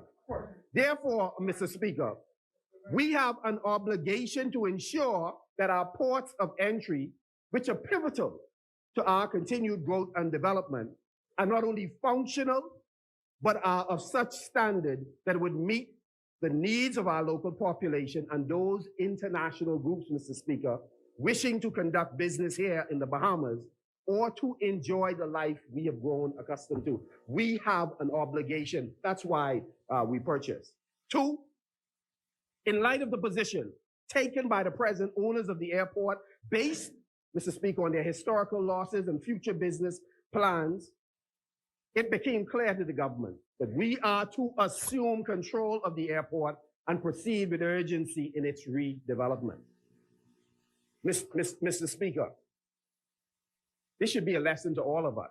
When the chips are down, and this is why I support, and I am unapologetic in the primacy of Bahamians being upfront in owning a piece of the rock, and I will fight for it no matter the criticism. Because when the chips are down, we stay in the fight. Mr. Speaker, there are, let's be real, and I don't fault people for wealth. In fact, I always find it unfortunate when Bahamians criticize those that are doing well, because it is my desire for my children to do well. And so I always think it's a bad thing. But yes, sometimes there is a philosophical difference between those of us that have come up on the rough side of the mountain and those that have lived better longer. In that those of us who are coming up the rough side of the mountain recognize the need to move impediments out of the way of Bahamians so that we can own a piece of the rock. And therefore, we guard this idea of Bahamianization more than others who know that given their status in life, their socioeconomic bracket, that they can compete with whomever from wherever. Hence, they will throw all the doors open and let the horde fly. And well, Mr. Speaker, I am for an open economy, but I'm for an open economy at the times that make sense for us in the ways that make sense for us as a Bahamian population. Mr. Speaker, why we purchase? We purchase because time is of the essence. A part of the frustration of the Bahamian population is they have not often seen sufficient urgency in governments. And people are fed up. Unfortunately, we are in the chair against the backdrop of Dorian and in the midst of a pandemic and some previous decisions that could have been made better. And so we are now getting the brunt of it. So we are manning up and for others of different gender, women enough to face these criticisms. The future success of Grand Bahama in general and Freeport in particular relies in large measure on the confidence of both international and national stakeholders that central and municipal government, that both of us, are prepared to invest what is necessary in stabilizing the economy in Grand Bahama. Mr. Speaker, we had to buy in order to make that happen. Investment, as well as, Mr. Speaker, investments today, as well as future investments, require that persons can have ease of getting to the Bahamas, and not just merely through New Providence. And so if we're going to continue to be a cosmopolitan city, then we must take care of all of the elements that allow us to do so. And ports of entry is but one of them. Mr. Speaker, our actions are not isolated. They are not haphazard, but they are quite intentional. And so, Mr. Speaker, will we get everything right in how this is executed? I think not, Mr. Speaker. However, I believe it is the right decision to make, and we are moving in the right direction. Mr. Speaker, why must we purchase? Mr. Speaker, while the ideal situation would have been, and I make no apologies for coming back to it, that those that had it do the thing that they ought to have done to rebuild, maintain, expand. Mr. Speaker, we don't live in an ideal world. Mr. Speaker, we have to purchase because we have to do things differently. The member for Freetown pointed out that we cannot rebuild in the way that we did before. So, Mr. Speaker, you think it's just in 2019 we realized we're in a hurricane alley? To borrow from Bahamian parlance, Bahamianese, we've been knowing this. So this isn't new.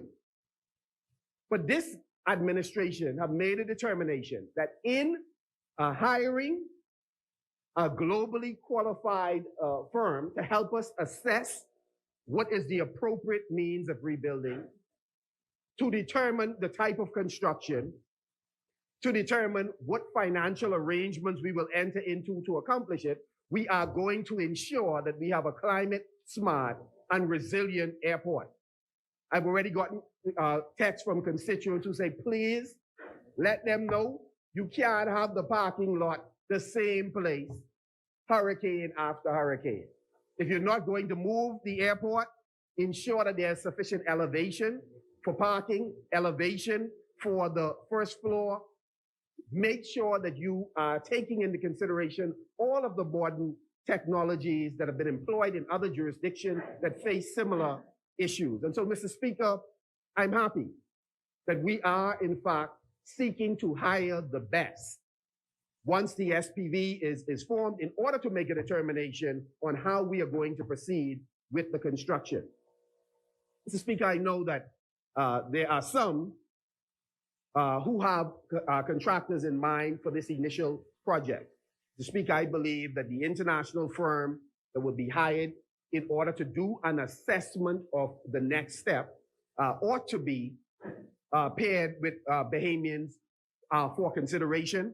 But I do believe the vast majority of the construction that follows ought to be done by Bahamians, that we ought to be in the driver's seat. But at the same time, Mr. Speaker, we are mindful of those skill sets that might not be in this jurisdiction, and we ought to design the way in which those additional persons ought to fit within the context of what we are doing as a country. Mr. Speaker, there are some, and I believe some, Mr. Speaker, have offered some compelling arguments around how we should have approached the hotel. I want to certainly single out someone who I thought made some excellent points relative to it, Maurice Clinton. Admire the views that he has shared. And some have sought to transfer those views to the airport. Again, I say we did not have the luxury of time, given the urgent need for us to address the issue of the airport. Mr. Speaker, we assume control of this airport because our future, our fate will not be left in others' hands. When the chips are down and the moments call for well-considered and decisive action, we wish to ensure, we wish to signal certainty in our approach to governance. Mr. Speaker, in Grand Bahama, we've been cast down, but not destroyed. Afflicted, but not unto death. Mourning, but not without hope. Mr. Speaker, eyes and cheeks wet as we are touched by the infirmities and trials that many of our brothers and sisters face. But we remain in the gap, petitioning God and working tirelessly for redemption of our land and our people who we love and have the honor of serving. Mr. Speaker, no matter how bad it gets, we are keeping the faith. Mr. Speaker, there are some whose pathway to the top has signposts that give them cues on how to behave. And one of the cues is, one, increase the misery index. Continue to point at what is wrong versus what is right and ought to be replicated or upscaled. That we work cross-purposely and not collaboratively to share the best ideas and trust the Bahamian people that they are smart enough to still determine at the end of the day, no matter who's in the chair, who they wish to choose for the next round.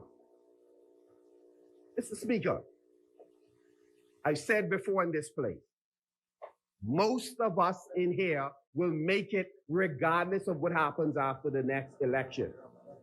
So we have an obligation to work collaboratively to improve the prospect for others out there who don't fall in that same category. Mr. Speaker, this is a message given to staff members that we're employed on fixed salary, agitating for more things at a time when 30+% of the population are unemployed.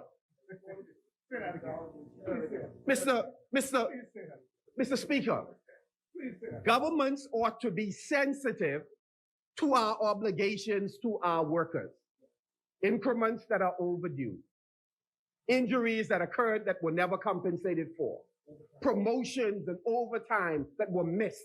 We have an obligation. But in fulfilling those obligations, Mr. Speaker, there has to be sensitivity as well for those who are due and whose matters will be taken care of. That at this time, in this moment, given our present set of circumstances, there has to be a shared national understanding that some of us are in and working, and some of our brothers and sisters are destituted and unemployed. And the truth is, the agencies that they often go to, despite the best efforts of some who work in them, are not necessarily facilitating their empowerment at the moment. So their frustration is high. If you believe your frustration is high, what about those unemployed knocking on doors, asking for help for them to fulfill their vision? We have to be real with each other. We are in a tough place. And as I say this to you, I say this to us, that they expect from policymakers, that we not only have a sense of urgency, that they could see we recognize that these are serious signs, that things on the road rough.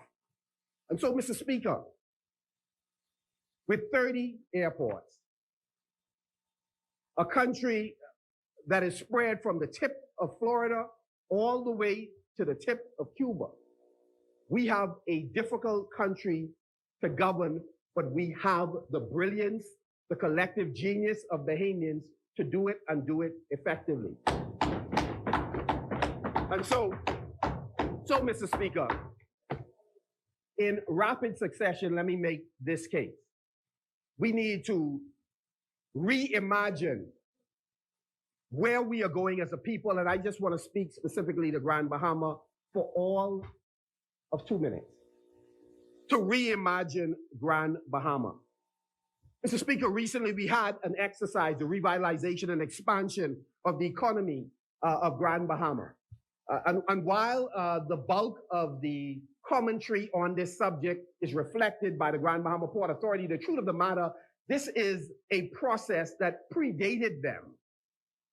We have had discussions by the Freeport Economic Recovery Committee before REEF. We've had many citizens who say there's a need for central government, municipal government, stakeholders, all of the licensees to get together and discuss. In Grand Bahama, it is unfortunate that we do not have the ongoing, consistent dialogue between all of the stakeholders on the kind of future we wish to paint. I am happy and encouraged that we are now moving in this direction. It is late, so let us not pat ourselves on the back thinking we've done a remarkable job. We are late. But we should stay the course in having open discussions with each other. And then what should we be discussing? We should be discussing the fact that tax breaks cannot only be for big companies, it has to be for all of our citizens.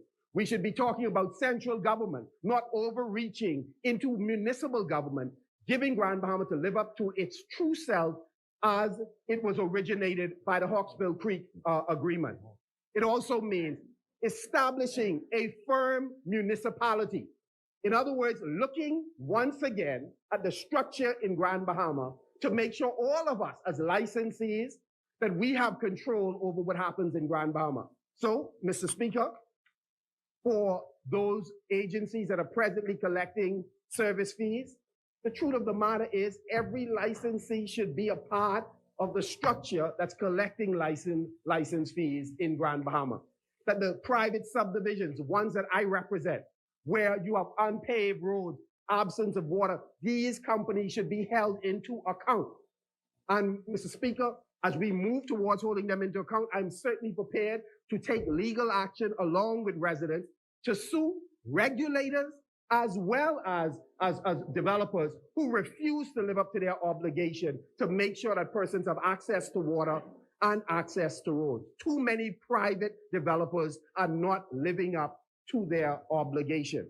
Mr. Speaker, as we've done it before. Before the last election, we made sure on Bluebell Circle, we got water lines in. We are now working diligently. And before this election is called, we will make sure that we begin the road paving process. But we shouldn't have to do it alone. Those developers should live up to their obligation. And we should either do it harmoniously, collaboratively, or we should do it through a court of law. But we can do it. Mr. Speaker, I close with this. I want to say to the residents of Marco City, absolutely love you. Thank you for this opportunity to serve you. We will continue to be diligent in those things we have committed to you. We are proud to continue to run the hurricane relief program that we're running in Grand Bahama, that we can make available supplies to residents who are facing an uncertain hurricane season that is approaching. And while we work diligently to help in job creation, until those opportunities emerge, we will continue to run the most robust food delivery program, food assistance program in Grand Bahama. We will continue to work with you to be advocates when banks or any corporation is not living up to its responsibility by you. And we want to say to those landlords who know that persons have been paying consistently, and only in this pandemic they were running into difficulties, we ask you to exercise some patience with some of these residents who are extremely vulnerable at this moment. Right now, Mr. Speaker, there is an apartment complex. More than 25 families are facing a combined eviction. Mr. Speaker, and we are working diligently to get a stay as we seek to assist them in the relocation. The struggle is real. And I'm not suggesting that you who have invested in your real estate should not get a return on your investment. I'm just asking that you do it in such a way that we are not breaking already damaged lives in doing it. And so, Mr. Speaker, I wish to support this amendment that we have brought here today, but I also wish to say to the population, notwithstanding the struggles you face and you see, it's important that you keep the faith. We will get through this.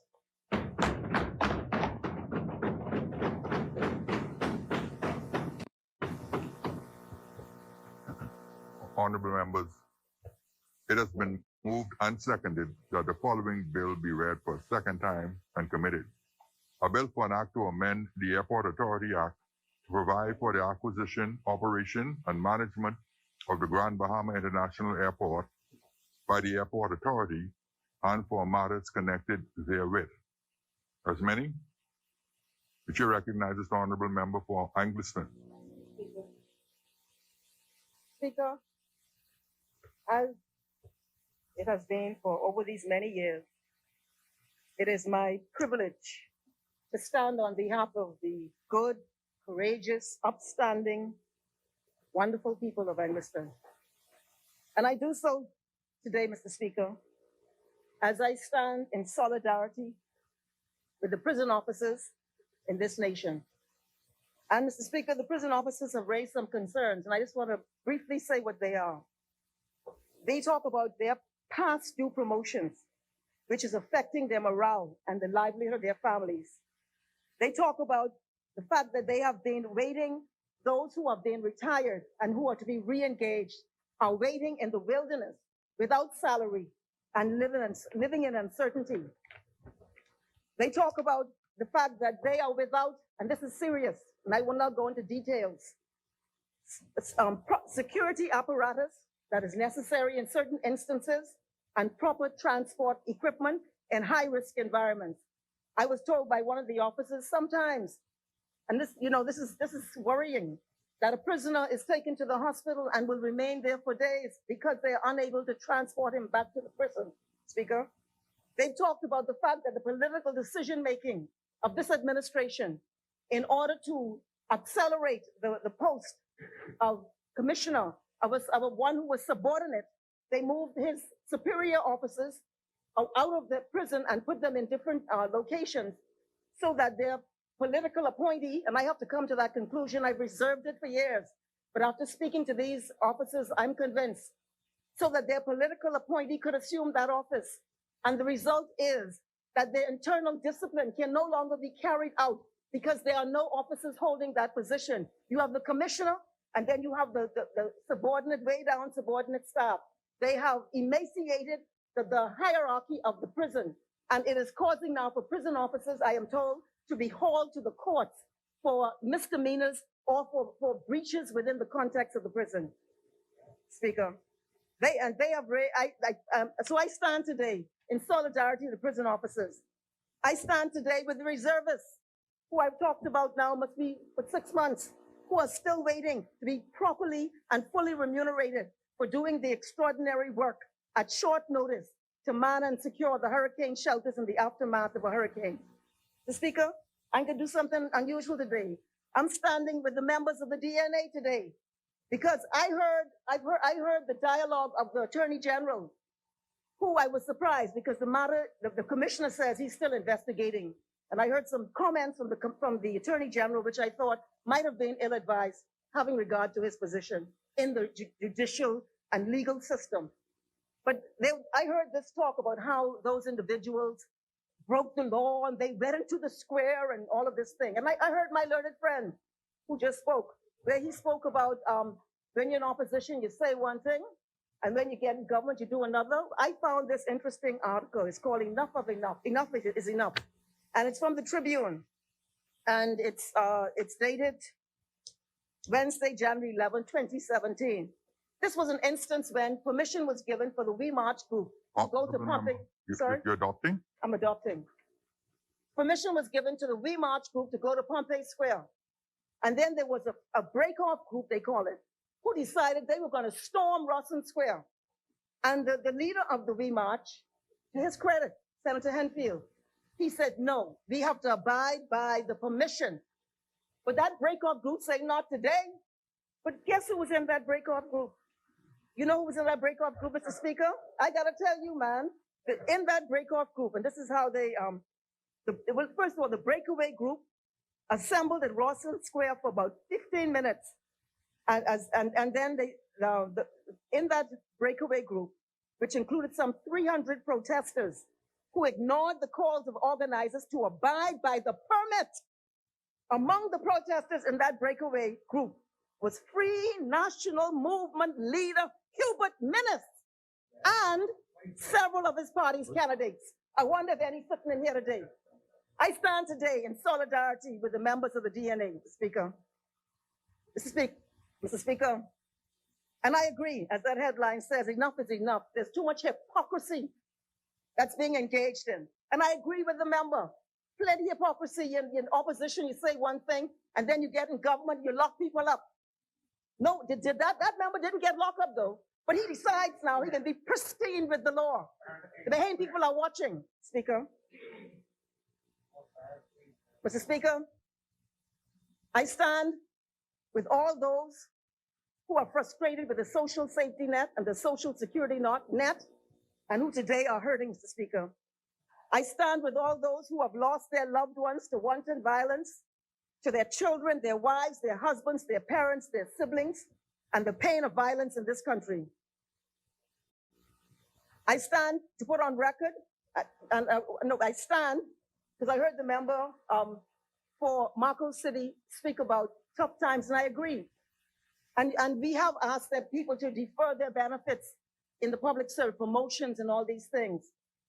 But that didn't stop this government, though, from adding to their benefits, which included gas allowance for all cabinet ministers, creating executive chairmanship posts that never existed, increasing the charge on the public treasury, and not making a decision to sacrifice a portion of your salary. Even if it ain't much, it probably can't do all that much, but you send a signal to the people that we understand where you are and we stand with you, because we are, as you said, Marco City, we're all in this together. But we're saying this to the people, but we're doing something else on the other hand, Mr. Speaker. The Bahamian people, they right now, they're catching on to what is happening in this country. They know what time it is, Mr. Speaker.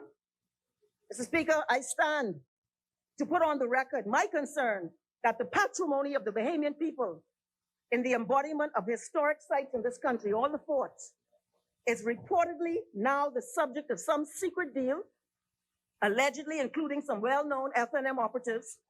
There's been no disclosure, no permission from the Bahamian people for their patrimony, and we are calling on the government to come clean with this and let the Bahamian people know what you are doing with our national assets in your private negotiations, Speaker. Speaker, I stand with the people of Grand Bahama, the people of West Grand Bahama and Bimini, Central Grand Bahama, Marco City, Pine Ridge, and East Grand Bahama, who gave this People's Time government 5 seats, and where they are saying these are the worst times they have ever seen in the history of Grand Bahama. And they're not just talking about the pandemic or Hurricane Dorian, Mr. Speaker. Thousands of Grand Bahamians have concluded through their pain and suffering that it was never the people's time. Now, I heard the presentation of the member for Freetown, and frankly, I consider it, no disrespect, somewhat disingenuous. Because the member is, and I think the member for Marco City credit, I think he gave a much more reasonable explanation for this. The member for Freetown is trying to tell the Bahamian people, well, we want to own our airports, and so they're going to just go and own this. Whereas the member for Marco City, to your credit, you've explained the context in which this country finds itself. And so, this is just another example of how we keep trying to manipulate the Bahamian people. When people hurting, they see through it. Ain't no time for that. Mr. Speaker, the rally, the issue of Grand Bahama, and I want to say, and I know the member from Marco City said that the hotel is not connected, but it is in my view, because it is my view that the track record of this administration, as it relates to their management of the issues in Grand Bahama, have been, someone used the word today, calamitous. You have mismanaged, mishandled, and exacerbated the suffering and the crisis that external forces like the hurricane, all these things have manifest on the Bahamian people. When the Prime Minister, when he was leading the opposition, he spoke at a rally and he talked with the then Prime Minister, Perry Christie. He called him Cotton Candy Christie. That's what he did. And he said to him, let me give you a piece of advice. Your failures now speak so loudly that no one is listening to anything you have to say. Well, I want to say to Kalani, your failures now speak so loudly, no one is listening to anything that you have to say. These words have come back to you.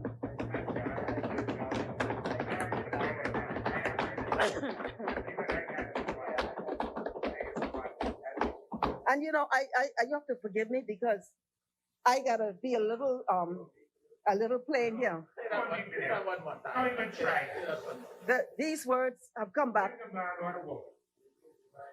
Speaker, the promises of the Prime Minister, now Prime Minister. Honorable members, the member for Angleston has the Thank floor. you, Speaker. Mr. Speaker, the promises.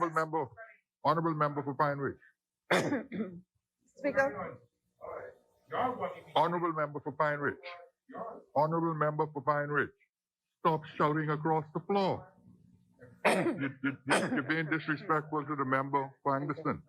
thank you, that's okay. Mr. Speaker, the promises before and since the election lack the finesse of cotton candy and are nothing more, in my view, and excuse me, a bale of horse manure. Mr. Speaker, when the Prime Minister spoke about, when he brought this legislation, which is the Grand Bahama, no, not that one, the Grand Bahama Port Investment Incentives Act, he sought to put in context the actions of the government at that time. You know, this, Speaker, when I was preparing for this debate, it became so clear to me how complex this issue is. Because this issue is grounded in what we call the Hawksbill Creek Agreement, which has a history in this country, one that is painful in a lot of ways because it summons up the era of oppression for the Bahamian people. And the journey or the evolution is where we are today. But the remnants are still there. And that is why what we are dealing with, while I agree with Marco City, that there is a compelling case because my personal view is no foreigner should own a port of entry. That's my view. But it is, and so in principle, I agree with that just on that point. But in the case of Grand Bahama, it is absolutely essential. But we must not cast it in a way in which we are not pointing to the reality of what's happening in Grand Bahama. And it is that you have the inheritors of this Hawksbill Creek Agreement who have gotten multiple concessions over the years. Some, are almost ludicrous, where you need permission. For any person, a Bahamian needs a permission to, or the government of the Bahamas, a sovereign government needs permission to establish or to enter into agreements for a port without the permission of the Grand Bahama Port Authority. These kinds of, we did, the Speaker, we changed it, yes. Speaker, what I'm talking about is the fact that what we are talking about is not simply where they wouldn't fix the airport, etc. They are getting concessions and they are reneging on their obligations. That's a very serious matter. They are getting concessions from our people, from the Bahamian people, and they are getting they are every day moving away from their obligations. So now you're affecting the balance of this arrangement, because in an arrangement you have, it seeks to balance itself out. But what you have now is where they want to keep all the concessions, and that's why this administration, one of the first things they did was bring this bill, which seeks to repeal a bill that we brought to try to rationalize what is happening in Grand Bahama. The bill that the PLP administration brought, the Christie administration brought, sought to address primarily the issue of undeveloped land laying fallow for decades and decades. It was one of the, when I spoke in this parliament at the time, I likened it to the first significant step towards reversing the effect of repealing the Movable Property Act, because it made owners, and particular foreign owners, accountable for large parcels of land owned in Grand Bahama. This administration, and I'm not connecting a dot, but as soon as they took office, they saw it as a matter of utmost priority to repeal that legislation, and to do something very interesting. And that is to create something they call the establishment of Port Area Investments Board. I see they're getting pressure now out there to do this, but we will resist this. We will never support this in this parliament. But what they want to do in this legislation is to create an area investment board that has a quasi-governance rule, a government rule that they will approve investors. Honorable member. Yes, this is the bill. You're anticipating, that is a bill, that is. Well, there is public commentary about a bill that's laid in this parliament, Speaker. Right. This was laid, yes. But honorable member, I'll allow you some latitude, but you cannot Right. anticipate the debate. No, I'm on anticipating the debate out in the public domain, Mr. Speaker. There is debate in this country about what this administration seeks to do in Grand Bahama to take this country back to pre-1967 rules and procedures and governance models. And what is interesting, Mr. Speaker, they additionally laid with this bill, you know what I find interesting? They laid with this the Commercial Enterprises Act, which allows for the fast tracking of work permits for foreign workers. Yes, 3 years ago. But they laid these things, and I believe they're connected. They laid them together, Mr. Speaker. Mr. Speaker, the member for the then Christie administration, at the time of this bill, he spoke about the things that had been done to address the issues in Freeport. And I make this point because I want to show the contrast between a government that is proactive, that rolls up its sleeves, that seeks to make sure that issues are addressed in Grand Bahama, as opposed to this administration, which has, I call it, a calamitous track record in terms of the hotel and now this airport, Mr. Speaker. Speaker, the member at that time spoke about the reopening and rebranding of the Memories Hotel. He talked about the fact that when we took office, the Free National Movement was giving $29 million in concessions, and that was rolled back to $14 million, Mr. Speaker. That airlift, unprecedented airlift, was brought into Grand Bahama. And then he spoke about, which I spoke about earlier, about the exclusive authority to the building of port and docks throughout Grand Bahama, and the fact that not even the government could engage in the construction of cruise ports or docks without the approval of Hutchinson, Mr. Speaker. And then he spoke about the agreement that was reached with Carnival in East Grand Bahama. And of course, additionally in Grand Bahama at that time, because it was a holistic thing, not just a touristic thing, it included the Sungwing, the revitalization of Lucayan Beach, but it also included the creation of the Ministry of Grand Bahama. It included negotiations with Hutchinson and MSC to expand the container terminal. When the F&M demitted office in 2012, which was how many years ago now that was, the economy of Grand Bahama was at a crippling low. Residents were in a search for survival. This was coupled with the devastation caused by Hurricanes Francis, Jean, and Wilma, Speaker. And when the F&M left government in 2012, the state Grand Bahama was in a terrible, disastrous state, Mr. Speaker. The focus of the Ministry of Grand Bahama was to the revitalization of the economy of Grand Bahama. And this became the approach. And I noticed the F&M accepted that lead with their Minister of State. Houses were constructed, major renovations, the healthcare facilities from East End to West End. The administration complex in 8 Mile Rock was under construction. New high school in Holmes Rock for Western Grand Bahama. The construction of a new fire station. In fact, the only thing this government has opened since they took office are projects that had been in train and underway under PLP government, Mr. Speaker. That included the Fishing Hole Road Bridge, and there was a training program at the Grand Bahama Shipyard. And then, of course, exemptions were extended to East and West to create a level of equity in Grand Bahama, Mr. Speaker. And so, Mr. Speaker, I indicate that when we put in context the Hawksbill Creek Agreement and the variations throughout the years and the things agreed throughout the years, it was the obligation of the Grand Bahama Port Authority to repair and redevelop the airport. They got concessions. Currently, they are paying, I think, 50 cents for each container at one of the most important container ports in the world. But they will get that on one hand, but they will drop what you call offload the airport and offload the hotel on the Bahamas government.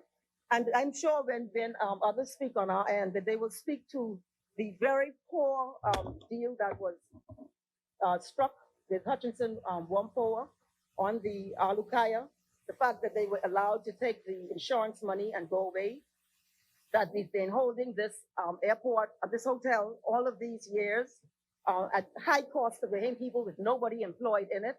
I heard the members saying that they're going to hire 72 people, which I find you don't have an airport. I don't know what vote coming, but you want to hire 72 people. It sounds to me like an election is coming. But I want the people of Grand Bahama to connect the dots when this administration seeks to hoodwink them yet again, Mr. Speaker.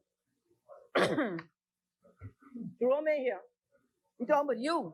We talking about you, North Abaco. We talking about you. We talking about you. We talking about you. See, this administration, Mr. Speaker, want to talk about people who are no longer in this parliament, but what the people want to talk about those who sit in here and are accountable, who struck that deal with Hutchinson Whampoa, let them take the insurance money and run, and then put that burden on the Bahamian people. Now we have an airport. I heard the minister speak about a heads of agreement or something. Why he didn't lay it? Why hasn't this minister laid the heads of agreement for this airport? Why hasn't he done it? And he said he tells you it's $1 because he won't send you down that road. But there's another road, and we would like to know what has been agreed with Hutchinson Whampoa, with this administration, for the sale of that airport for $1. And they have not done it, Mr. Speaker. This government has not disclosed to the Bahamian people what they have agreed in relation to that airport. And in that regard, Mr. Speaker, I think Mr. Speaker, when Hutchinson came to the Bahamas in 1995, its principal objective was the Freeport Harbor. You said that, we know that. A strategic addition to its multi-billion-dollar global shipping company. That we knew that. But because the Bahamas government wanted other things, they got incredible concessions, which included that airport. And Speaker, and the hotel. The Freeport International Airport and the construction of the Alukaya Hotel were made part of the deal to obtain the prize. See, what you've allowed, I understand what Marco City is saying, that we are where we are. But what you have allowed, you've allowed a foreign investor to take all the cream and leave us with the burden in this country. And I believe, and I don't know, but I believe there's even more burden because you've not laid that heads of agreement in this parliament. We do not know what you have agreed further to further burden the Bahamian people. But the Bahamas today, Grand Bahama is worse off than it was in 1995. Once the acquisition of the Freeport International Airport bill, which we're debating here, is passed in the parliament, Hutchison would have successfully offloaded/dumped two economically challenging entities that were expected to grow and prosper under the hands of the giant. Hutchinson wanted out and waited for the moment. And it's the same government who let them take the insurance money and run, Speaker, and pay for it. $65 million upfront and millions and millions and millions since then, Mr. Speaker. We are still uncertain of the aggregate cost of the government's purchase of Alukaya. And while the government will pursue the avenue of a public-private partnership in the construction of the new airport in Freeport, we should expect the debt burden to rise substantially as a result. The Speaker, the government should pay no more than $1. Hutchinson paid the Port Authority. However, after Hurricane Francis in 2004, Hutchinson collected millions in the insurance settlement. From then until now, Hutchinson promised to build a new domestic terminal. An old hangar was transformed into the domestic terminal. And Dorian ended that for us. The one good thing Dorian did.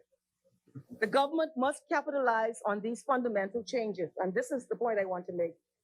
Two, Hutchinson's agreement with the government. We don't know what that agreement is. But I want to say to the government, the 50 cents, because see, they got 50 cents for a container and supposed to build an airport and a hotel, and they dumped that on us for us to go find the money. So the 50 cents that Bahamas Customs collects on each container should be renegotiated. I'm urging the government to renegotiate the 50 cents and fall in line with globally accepted prices. Negotiations should not dip below $8 per container. The second issue the government must address and have rescinded is the approval required by Hutchinson for the construction of ports, such as cruise ports, not only in Freeport, but the entire government. The point I make, Mr. Speaker, you can't just come here holding the bag. You have to fight for something for the Bahamian people. And this is what was intended in this bill. This is the act here. Yeah. The act, all right. In the Grand Bahama, no, that's not it. Sorry. The Grand Bahama Port Area Investment Incentives Amendment Act. This was the first substantive act in decades that allowed for a redressing and a rebalancing of the relationship. And this administration, the first thing they did was bring a bill to seek to repeal that. And I'm urging the government not to be pressured, not to proceed. You already get stuck with a hotel. You're stuck with an airport now. Do not allow yourself to be pressured where you give more and more and more concessions and you burden the Bahamian more and more. This is not an equal relationship. We are being ripped off, Mr. Speaker. And so, Mr. Speaker, I just want to add one or two little points. The issue, I want to ask about the issue of pre-clearance. I heard the minister spoke previously about pre-clearance in Florida and took pictures in Miami, and we haven't heard about that ever since. So whatever happened to that bright idea? I wanted the minister could help us with that one. On the issue of home porting, I would be very interested to know what was agreed by the government. Because first of all, we can't trust what you do because you have made very questionable deals on behalf of the Bahamian people, including the Prince George dock, where you're getting 50 cents a head for passengers and I think 2 million annually, and where you have potentially divested that for 55 years and lost control of it, truly, Speaker. And so we would like to know what are the details. See, you got all these public relation headlines.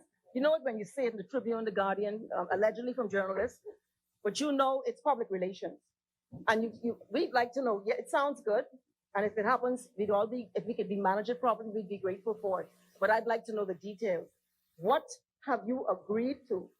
What have you given up for that to occur? And we would like to know what are the details associated with that venture, Mr. Speaker. On the PPPs, I happened to be the minister at the time that marshaled the early steps on this matter. And I have to tell you that I was somewhat dubious about it, but should I have had any influence at the time, once we had entered into the arrangements, I would have sought to see it roll out in a particular way. I noticed you've chosen the Exuma Airport. And let me just say, you've delayed the Exuma Airport by 4 years. You had completed plans, you scrapped them, you spent more public funds to allow for, to do some other plan. I would like to see how different these plans are, because Exuma has lost 4 years with the politicking of this administration on that terminal, Speaker. The issue of Abaco, Marsh Harbor, North Eleuthera, these are airports that they had mentioned to me. And I thought if we were going to, because they're more profitable, but if we were going to do that, we ought to have thrown in the mix an obligation to apply to the lesser developed airports. You can't just let foreigners come here and get the cream. You have to, and you have to integrate into that a greater, larger development plan. And I thought that the government would have perhaps allowed a North Eleuthera, but at the same time, integrate it into maybe a Cab Island or a smaller island to allow for development. And Mr. Speaker,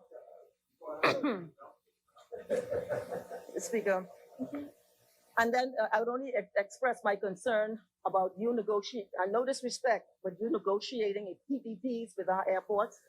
You cannot divest ownership, and I'm very concerned about the terms that you will negotiate, because everything you have done has been calamitous in terms of your negotiation. And I wouldn't even talk about Oban, because that was a serious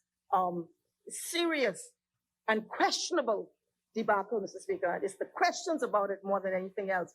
And so we would like to know what it is you're doing. And I am praying that you lose office before you get a chance to lock us too deep into these matters. Yes, you find it funny, West Grand Bahama. Okay. I hope you find it funny on election day, Mr. Speaker. I hope she finds it funny election day, Mr. Speaker, because I hope she does, Mr. Speaker. And so, Mr. Speaker, the only other question, the member said that the airport was wholly owned by Hutchinson, and our information is that it's a shared ownership between Hutchinson and the Grand Bahama Port Authority. And so you should check your facts and correct the record, because I think you might have inadvertently misled the Bahamian people on that, Mr. Speaker. So, Mr. Speaker, I just want to end by just summarizing that this is a complex issue. It has a deep history in the history of our people. It's one that's rooted in oppression, that the evolution of the relations have changed over the years and become more acceptable, but there are still components of the arrangement which are repugnant.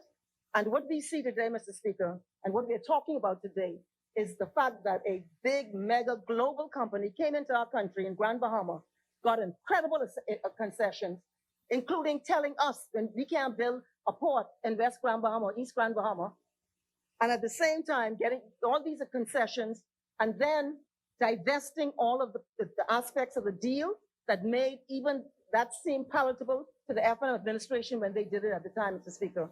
And so I end by saying that I do believe we don't have the details, so I'm not sure what our position would be on that, because we do understand that the rationale for acquiring the airport. We have no details. We don't trust you. And we don't trust you because you have a track record that is untrustworthy and frightening. And so as a result, we will determine how we will address our support or otherwise in this parliament. But we do support the people of Grand Bahama. We have a history of support in Grand Bahama. And the prior Christie administration made incredible strides to advance the people of Grand Bahama. This is the worst ever. And it's not just a hurricane or a pandemic. It is poor decision-making, lack of activity, lack of smarts in negotiating on behalf of the Bahamian people. And Honorable member. A lot of creativity. Honorable member, yeah. I've extended you 3 minutes. Thank you. I stopped now, Mr. Speaker. And so I end by asking the minister to lay on the table of this parliament the agreement he has reached with the Hutchinson and the port, on the purchase of that airport. I hear him say $1, but we want to know what are the details associated with that purchase. Thank you, Speaker. The honorable member Osmani. The chair recognizes the honorable member for Central Grand Bahama. Thank you very much, Mr. Speaker. Speaker, I rise on behalf. You may want to ask attention now before I start. Okay. I rise on behalf of the good people of great constituency of Central Grand Bahama to present brief remarks on the Airport Authority Amendment Bill 2021, which from my perspective is self-explanatory and necessary to bring about requisite changes to the Grand Bahama International Airport and invariably the island of Grand Bahama.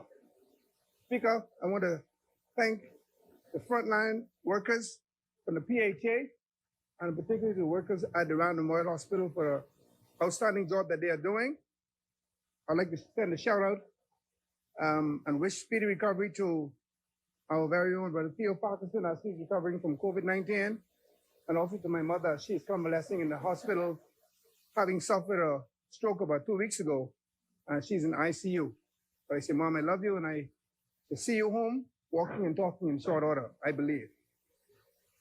Mr. Speaker, before going into the bill, please allow me to reflect briefly on my ministry. The Bahamas is respected for its world-class status in the discipline of track and field, and over the years, multiple disciplines in the sporting arena. The mark of this country and its people will forever be engraved in the annals of world sports history. As a small country that produces great people and does great things. Today, despite a setback caused by the COVID-19 pandemic, we are still moving forward, upward, onward, and we're doing it together. My ministry and I have been saddened on the recent loss of two sporting trailblazers. First, Mr. Leonard Skeeter Dames and former MLB baseball player Aaron Bristow, who departed us on the 14th and 17th of March, respectively. Dames was a prominent sprinter in the 1950s and a specialty event being the 220-yard dash. Dames was among 4 persons named to the country's first national track and field team selected to represent the Bahamas at the British Empire and Commonwealth Games in 1954, held in British Columbia in the province of Vancouver, Canada. And Mr. Speaker, I was fortunate enough to represent the Bahamas some 40 years later at those same games and at the same location. Among those joining him on that team included sprinter Rinky Isaacs, and Cyril Peepside Johnson, and the team manager at that time was Cyril Richardson. Though not advancing to the finals, Dames distinguished himself in achieving personal best time in both short sprints. Just 1 year later, in 1955, Dames handed fellow outstanding sprinter Thomas Augustus Robinson his only defeat on Bahamian soil in the 100-yard dash. In recognition and appreciation for his early contribution to athletics and the development of sports in the country, Leonard Dames was officially inducted into the National Sports Hall of Fame in 2010.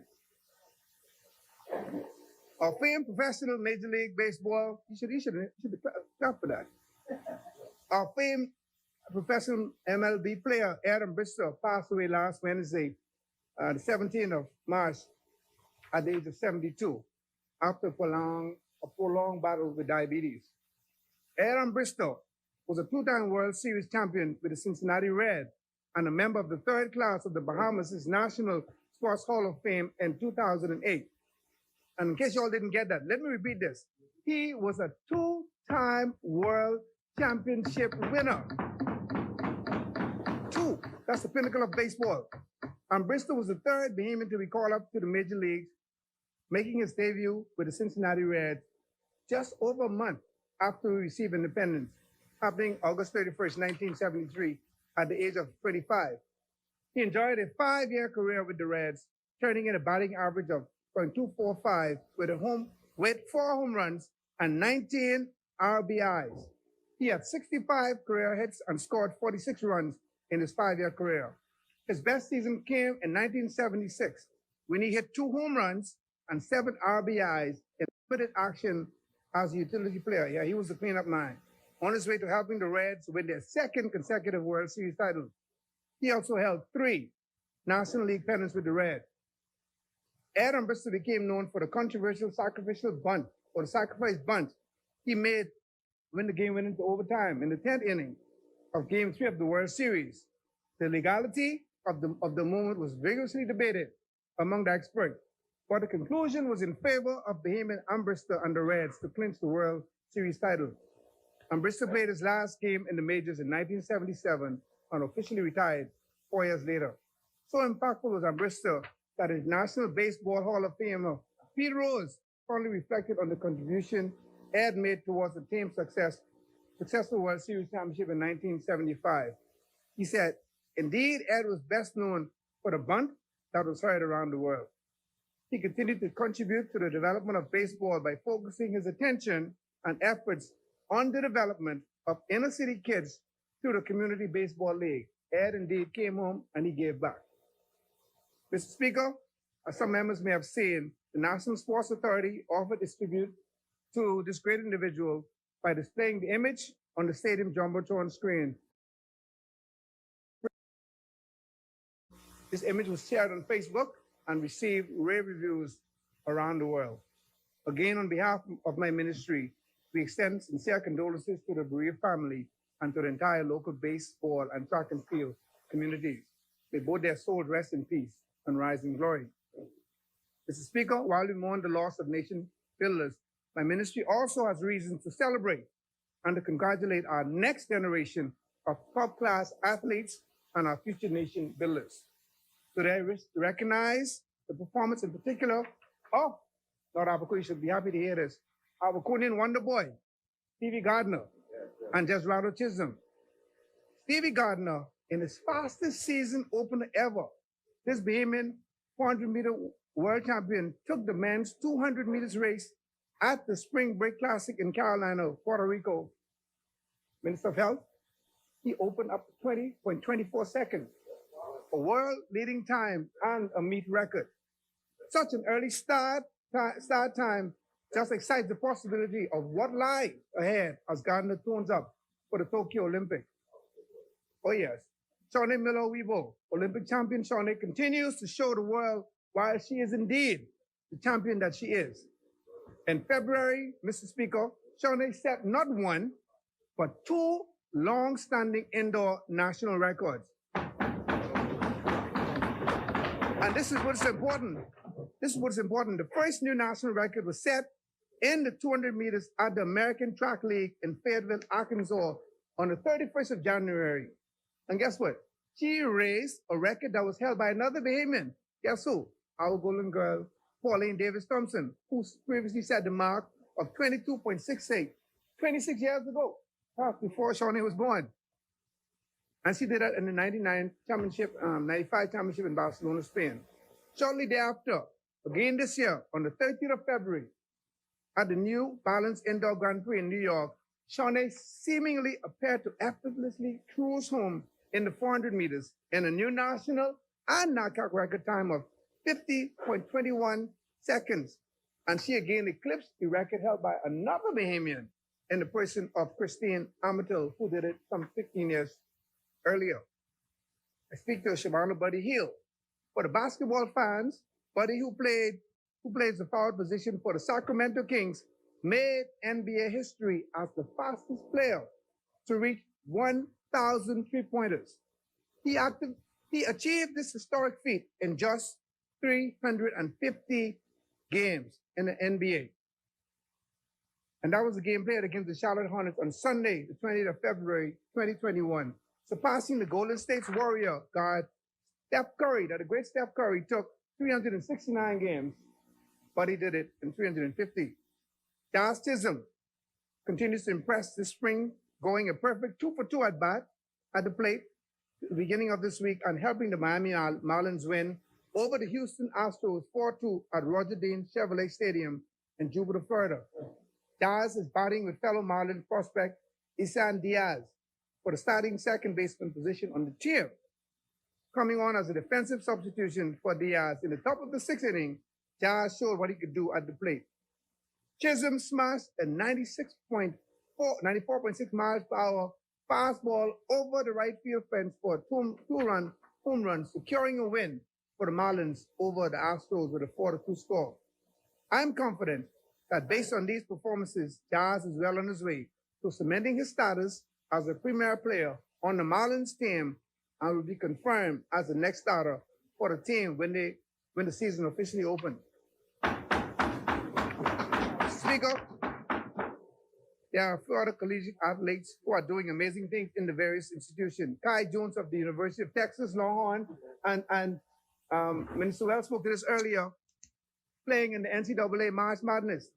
Kai has been gaining a lot of national attention and now permanently being considered a strong prospect for the upcoming 2021 NBA draft.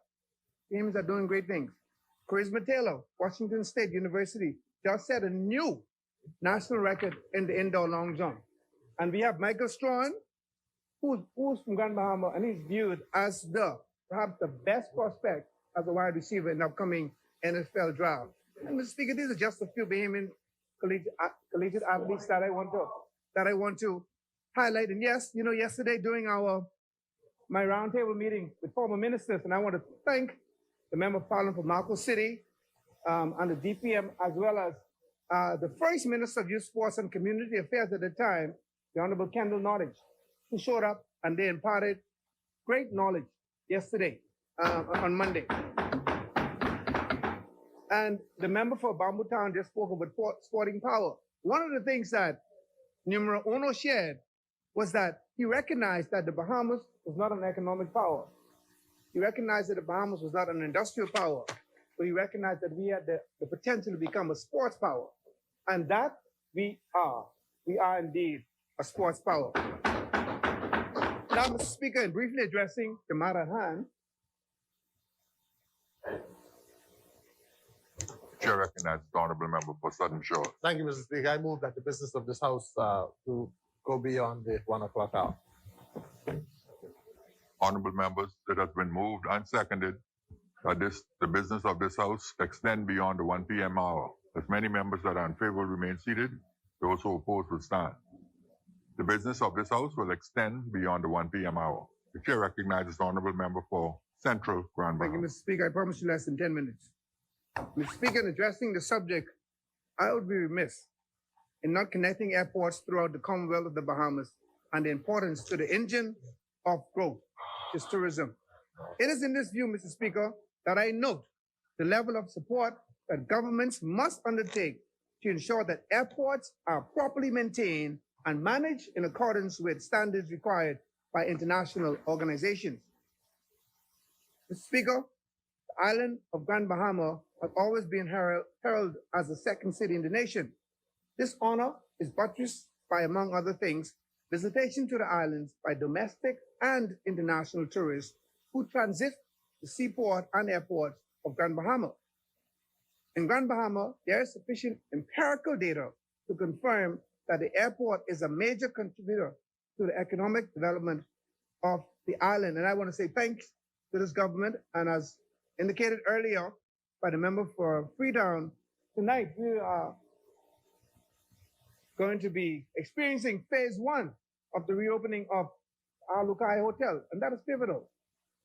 That's why the airport is so important. And then sometime around the 3rd week in April, they'll be opening up the Club Viva Fortuna, bringing tourists to Grand Bahama and helping with our economic upturn. Mr. Speaker, in 2019, the Grand Bahama International Airport, due to unprecedented Hurricane Dorian, was severely damaged from the flood and strong winds of the storm. While some remedial infrastructural work was undertaken to permit operation of the airport, the work completed was temporary as a thorough assessment of the damages was deemed necessary to determine the most effective approach in restoring the airport to a state where the facility can withstand the impact of future storms having the same composition of Dorian. And yes, elevation is very important. Mr. Speaker, this administration has concluded that the airport, being one of the main gateway to the island of Grand Bahama, cannot remain in the current state and notwithstanding private ownership of the facilities, something had to be done. Through extensive dialogue with the owners, the government resolved that the most expedient option in this circumstance is acquisition of all shares in the Grand Bahama Airport Company. Mr. Speaker, as I have alluded to earlier, the bill is self-explanatory in that several sections of the instrument, in particular sections 29A and 29B, are in reference to the airport authority managing, question is asked, managing, operating, and being vested, subject to approval from the minister, with abilities to delegate its function to independent contractors. This undertaking is not novel, but merely a facsimile of the current functional arrangement at the Linden Finland International Airport, LPIA. Mr. Speaker, considering the current Airport Authority Act is silent on acquiring airports that are operated and managed under private arrangements, this bill seeks parliamentary consummation on a transaction by the authority with respect to the acquisition of shares of the Grand Bahama Airport Company Limited. It is important to note, Mr. Speaker, that while the airport is located in a Freeport zone, the airport authority in executing its function will not be treated less favorably than other establishments in the zone. The relationship between the port and the zone is prescribed in Section 29D of the bill. Mr. Speaker, it is my view, and by extension, the good people of the constituency of Central Grand Bahama, that the acquisition of shares by the authority to assume full ownership of the Grand Bahama International Airport is most appropriate. In comparison to an option of directing millions, and this is important, in comparison to an option of directing millions of dollars in developing a private establishment when there's a choice of owning the establishment. Further, and I have no doubt that colleagues will agree that the bill grants to the authority the ability to replicate what is currently being undertaken to successfully manage and operate LPIA on Grand Bahama and if deemed necessary to other family islands. I am a strong advocate for being proactive, Mr. Speaker, as doing nothing in this circumstance is not an option. Mr. Speaker, as I wrap up, in a few months, the 2021 hurricane season will commence. And while it is likely that a well-defined plan to redevelop the Grand Bahama International Airport could be in place, execution of civil works to build back better may not be. However, I have no doubt that in 2022, we will witness marked improvement to the current facility and consequently positive externality throughout the island. Mr. Speaker, on behalf of the constituents of Central Grand Bahama, I, the Member of Parliament of Central Grand Bahama, convey my full support for the Airport Authority Amendment Bill 2021. Thank you. Thank you, Honorable Member. As many?